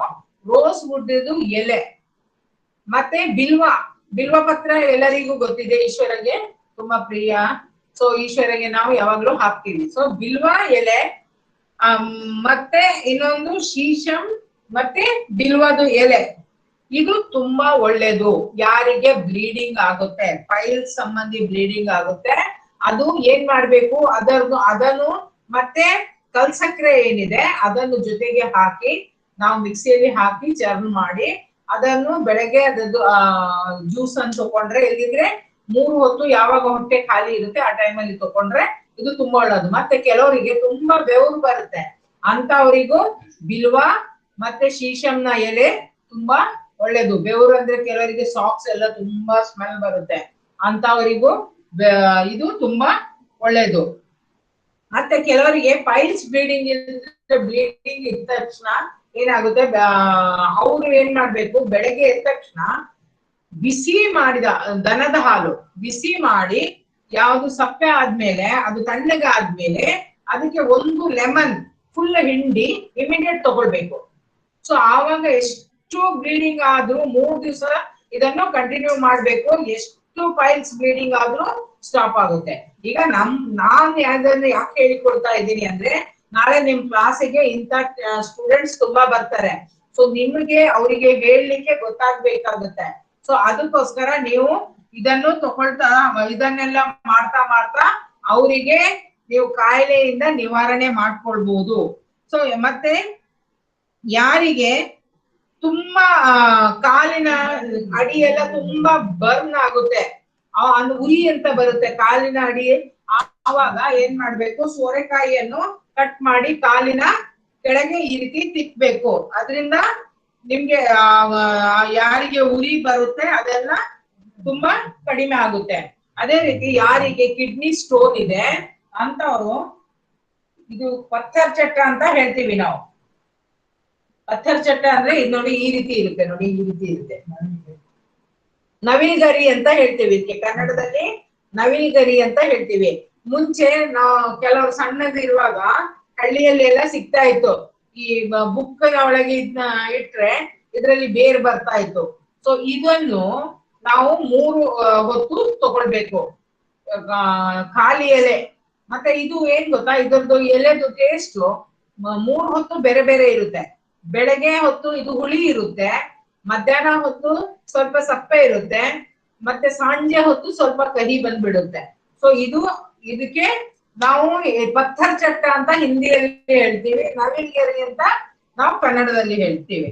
ಸೊ ಇದನ್ನು ನಾವು ತಗೊಂಡ್ರೆ ನಿಮ್ಗೆ ಆಗಾಗ ಕಿಡ್ನಿ ಸ್ಟೋನ್ ಆಗುತ್ತೆ, ಇಲ್ದಿದ್ರೆ ಸ್ಟೋನ್ ಆಗುವ ಸಮಸ್ಯೆಗಳಿಗೆ ತುಂಬಾ ಒಳ್ಳೇದು.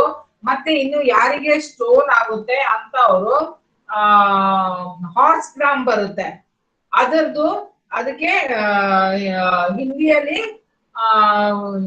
ಕುಲ್ತಿ ಕಿ ದಾಲ್ ಅಂತ ಹೇಳ್ತೀವಿ. ಹುರುಳಿ ಕನ್ನಡದಲ್ಲಿ ಬೇಕಿದ್ರೆ ಹುರುಳಿ ಅಂತ ಹೇಳ್ಬೋದು. ಹುರುಳಿಯ ಸಾರನ್ನು ಇಲ್ದಿದ್ರೆ ಅದರದ್ದು ಸೂಪ್ ತರ ಮಾಡಿ ತಗೊಂಡ್ರೆ ಕಿಡ್ನಿ ಸ್ಟೋನಿಗೆ ಅದು ತುಂಬಾ ಒಳ್ಳೇದು. ಅದೇ ರೀತಿ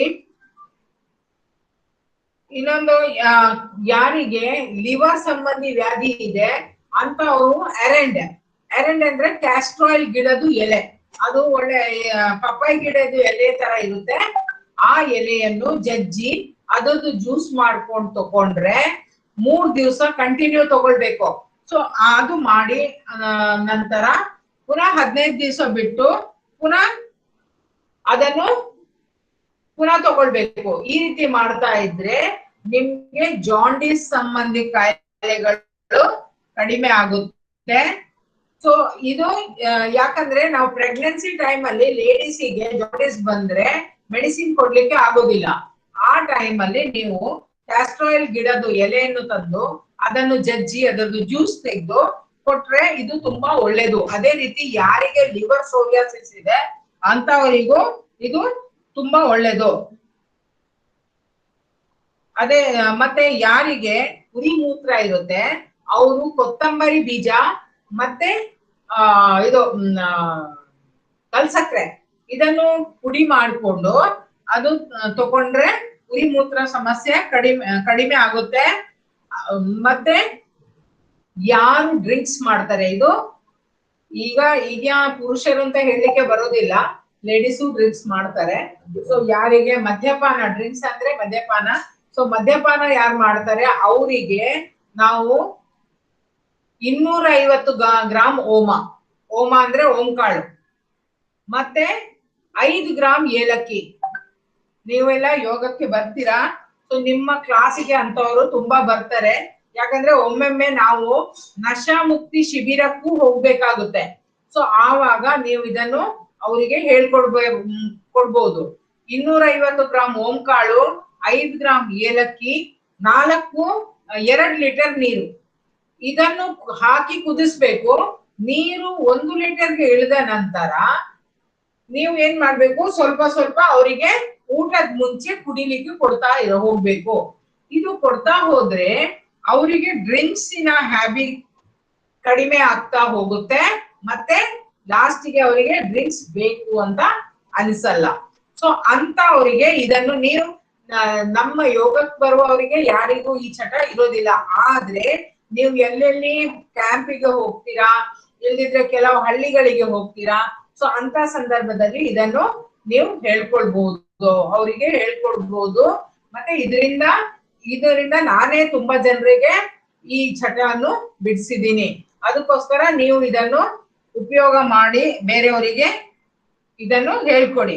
ಅದೇ ರೀತಿ ಕೆಲವರಿಗೆ ವೇರಿಕೋಸ್ ವೇನ್ಸ್ ಅಂತ ಇರುತ್ತೆ. ವೇರಿಕೋಸ್ ವೇನ್ಸಿಗೆ ಗೋಮೂತ್ರವನ್ನು ತಗೊಳ್ಬೇಕು. ಡೈಲಿ 50 ml ಗೋಮೂತ್ರ ತಗೊಂಡ್ರೆ ವೇರಿಕೋಸ್ ವೇನ್ಸಿಗೆ ತುಂಬಾ ಒಳ್ಳೇದು. ಗೋಮೂತ್ರ ತುಂಬಾ ಒಳ್ಳೇದು ವೇರಿಕೋಸ್ ವೇನ್ಸಿಗೆ. ಇನ್ನು ಕೆಲವರಿಗೆ, ನಿಮ್ಗೆಲ್ಲರಿಗೆ ಗೊತ್ತಿದೆ, ಈಗ ಅಮೃತ ಬಳ್ಳಿ ಎಲ್ಲಾರು ಕೇಳಿರ್ತೀರಾ. ಅಮೃತ ಬಳ್ಳಿ ನೋಡಿ, ಅದು ಗಿಡ ಎಲೆ ಈ ರೀತಿ ಇರುತ್ತೆ, ಎಲೆ ಅಮೃತ ಬಳ್ಳಿದು ಎಲೆ ಈ ರೀತಿ ಇರುತ್ತೆ. ಆದ್ರೆ ಇದರದ್ದು ಎಲೆಯನ್ನು ಉಪಯೋಗ ಮಾಡೋದಲ್ಲ, ಅದರದ್ದು ಸ್ಟೆಮ್ ಅನ್ನು ಉಪಯೋಗ ಮಾಡ್ಬೇಕು. ನೋಡಿ, ಇಷ್ಟು ದಪ್ಪ ಆಗ್ಬೇಕು ಅದರದ್ದು ಸ್ಟೆಮ್. ಈಗ ಒಬ್ರಿಗೆ ತಗೊಳ್ಳುವಾಗ 1 ಫೀಟ್ ನಷ್ಟು, ಇಷ್ಟು ದಪ್ಪ 1 ಫೀಟ್ ನಷ್ಟು ಸ್ಟೆಮ್ ತಗೊಳ್ಬೇಕು.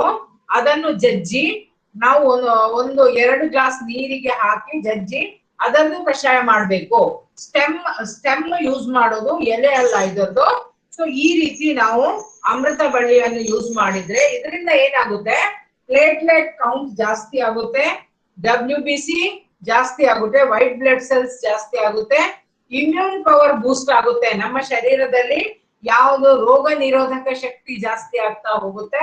ಸೊ ಈ ರೀತಿ ಇದನ್ನೆಲ್ಲ ಬಳಸಿ ನಮ್ಮ ಶರೀರವನ್ನು ಗಟ್ಟಿ ಇಟ್ಕೊಳ್ಬಹುದು. ಯಾವುದೇ ಕಾಯಿಲೆಗಳು ಆಕ್ರಮಣ ಮಾಡೋದಿಲ್ಲ. ಈಗಾಗ್ಲೇ ಕೊರೋನಾ ಕಾಲದಲ್ಲಿ ಎಲ್ಲರಿಗೂ ಗೊತ್ತಿದೆ, ಸ್ವಾಮೀಜಿ ಹೇಳ್ತಾರೆ, ಅಮೃತ ಬಳ್ಳಿ, ಶುಂಠಿ, ಅರಿಶಿಣ, ಕಾಳುಮೆಣಸು ಮತ್ತೆ ಇದು ಶುಂಠಿ, ಅರಿಶಿಣ, ಕಾಳುಮೆಣಸು ಹಾಕಿ ಅಮೃತ ಬಳ್ಳಿ ಹಾಕಿ ನೀವು ಕಷಾಯ ಮಾಡಿ ಡೈಲಿ ಬೆಳಗ್ಗೆ, ಮತ್ತೆ ಇದು ಅದಕ್ಕೆ ತುಳಸಿ ಹಾಕ್ಬೇಕು. ಬೆಳಗ್ಗೆ ಈ ರೀತಿ ಈ ಕಷಾಯವನ್ನು ತಗೊಂಡ್ರೆ ಇಮ್ಯೂನ್ ಪವರ್ ಬೂಸ್ಟ್ ಆಗುತ್ತೆ. ಇಮ್ಯೂನ್ ಪವರ್ ಬೂಸ್ಟ್ ಆಗುವಾಗ ನಿಮ್ ಕಾಯಿಲೆಗಳು, ರೋಗ ನಿರೋಧಕ ಶಕ್ತಿ ನಿಮ್ಮಲ್ಲಿ ಜಾಸ್ತಿ ಆಗುತ್ತೆ. ಸೊ ಅದು ನೀವು ಕುಡಿತಾ ಬಂದ್ರೆ ಇಮ್ಯೂನ್ ಪವರ್ ಜಾಸ್ತಿ ಆಗುತ್ತೆ. ಇದೇ ರೀತಿ ಯಾರು ತಂಬಾಕು ತಿಂತಾರೆ, ತಂಬಾಕು ತಿನ್ನು ಅವರ ಚಟ ಬಿಡಿಸ್ಬೇಕಿದ್ರೆ 1 ಲವಂಗ, 1 ಚಕ್ಕೆ ಅಂತ ಹೇಳ್ತೀವಿ, ದಾಲ್ಚೀನಿ, ಮತ್ತೆ 1 ಅರಿಶಿಣದು ಕೊಂಬು, ಫ್ರೈಡ್ ಅರಿಶಿಣದು ಕೊಂಬು, ಮತ್ತೆ ಸೋಂಫಿಗೆ ಬಡೆ ಸೊಪ್ಪು, ಮತ್ತೆ ಓಂಕಾಳು, ಇದನ್ನು ಎಲ್ಲ ಸ್ವಲ್ಪ ಹುರಿದು ಅದನ್ನು ಪೌಡರ್ ಮಾಡಿಕೊಂಡು, ಯಾವಾಗ ಈ ತಂಬಾಕು ತಿನ್ನುವ ಚಟ ಮನಸ್ಸಾಗುತ್ತೆ ಆವಾಗ ಇದನ್ನು ತಗೊಂಡ್ರೆ ತಂಬಾಕು ತಿನ್ನುವ ಚಟ ಸಹ ಬಿಟ್ಟು ಹೋಗುತ್ತೆ. ಸೊ ಈ ರೀತಿ ಯಾರಿಗೆ ರಕ್ತಾಲ್ಪತೆ ಇದೆ ಅಂತವರು ಬೆಳಗ್ಗೆ ಬೀಟ್ರೂಟ್ ಜ್ಯೂಸ್ ಕುಡಿದ್ರೆ ನಿಮ್ಗೆ ರಕ್ತದ, ಬೀಟ್ರೂಟ್ ಮತ್ತೆ ಕ್ಯಾರೆಟ್ ಮಿಕ್ಸ್ ಮಾಡಿ ಜ್ಯೂಸ್ ಕುಡಿದ್ರೆ ರಕ್ತ ಅನೆಮಿಯಾ ಕಡಿಮೆ ಆಗುತ್ತೆ. ಅದೇ ರೀತಿ ಸೋರೆಕಾಯಿ ನಾನು ಆಗ್ಲೇ ಹೇಳಿದ್ದೀನಿ. ಸೊ ಈ ರೀತಿ ಎಲ್ಲ ಮಾಡ್ಕೊಂಡು ನಮ್ಮ ಆರೋಗ್ಯವನ್ನು ಗಟ್ಟಿ ಮುಟ್ಟು ಇಟ್ಕೊಳ್ಬಹುದು. ಸೊ ಈ ರೀತಿ ನಾವು ಇವತ್ತು ಇದು ಶಾಂತಿ ಮಂತ್ರ ಹೇಳಿ ಇದನ್ನು 3 ಬಾರಿ ಒಮ್ಮೆ ಓಂಕಾರ ಹೇಳೋಣ.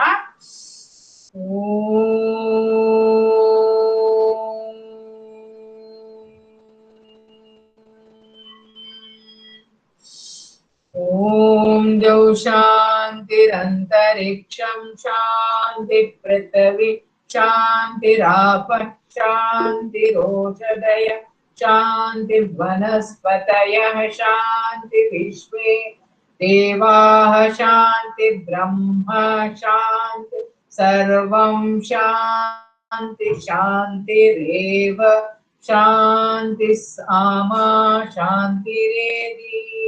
ಓಂ ಶಾಂತಿ ಶಾಂತಿ ಶಾಂತಿ. ಶ್ರೀ ಗುರುಭ್ಯೋ ನಮಃ. ಓಂ. ಧನ್ಯವಾದಗಳು. ಓಂ. ಏನಾದ್ರೂ ಕ್ವಶನ್ ಇದ್ರೆ ಕೇಳಿ, ಇಲ್ಲಿದ್ರೆ ma'am. Thank you very much session. Thank you, thank you. Class ತುಂಬಾ ಚೆನ್ನಾಗಿತ್ತು ಮೇಡಮ್, ತುಂಬಾ ಥ್ಯಾಂಕ್ಸ್. ಕ್ಲಾಸ್ ಚೆನ್ನಾಗಿತ್ತು ಮ್ಯಾಮ್. ಧನ್ಯವಾದ, ಓಂ. ಧನ್ಯವಾದ. Om Om Om. Thank you ma'am. Thank you. ಇದ್ರದ್ದು ಲಿಂಕ್ ಕಳಿಸ್ತಿರಲ್ವಾ ಮ್ಯಾಮ್? ಹಾ, ಕಳಿಸ್ತಾರೆ ಅವರು, ಕಳಿಸ್ತಾರೆ. ಯಾಕಂದ್ರೆ ಸ್ವಲ್ಪ ಮಧ್ಯೆ ಮಧ್ಯೆ ಮಿಸ್ ಆಯ್ತು. ಪರವಾಗಿಲ್ಲ, ಕಳಿಸ್ತಾರೆ. ಓಕೆ, ಥ್ಯಾಂಕ್ ಯು ಅಕ್ಕ. ಹರಿ ಓಂ. ಓಂ ಓಂ ಓಂ ಓಂ. ಹರಿ ಓಂ. ಥ್ಯಾಂಕ್ ಯು ಅಕ್ಕ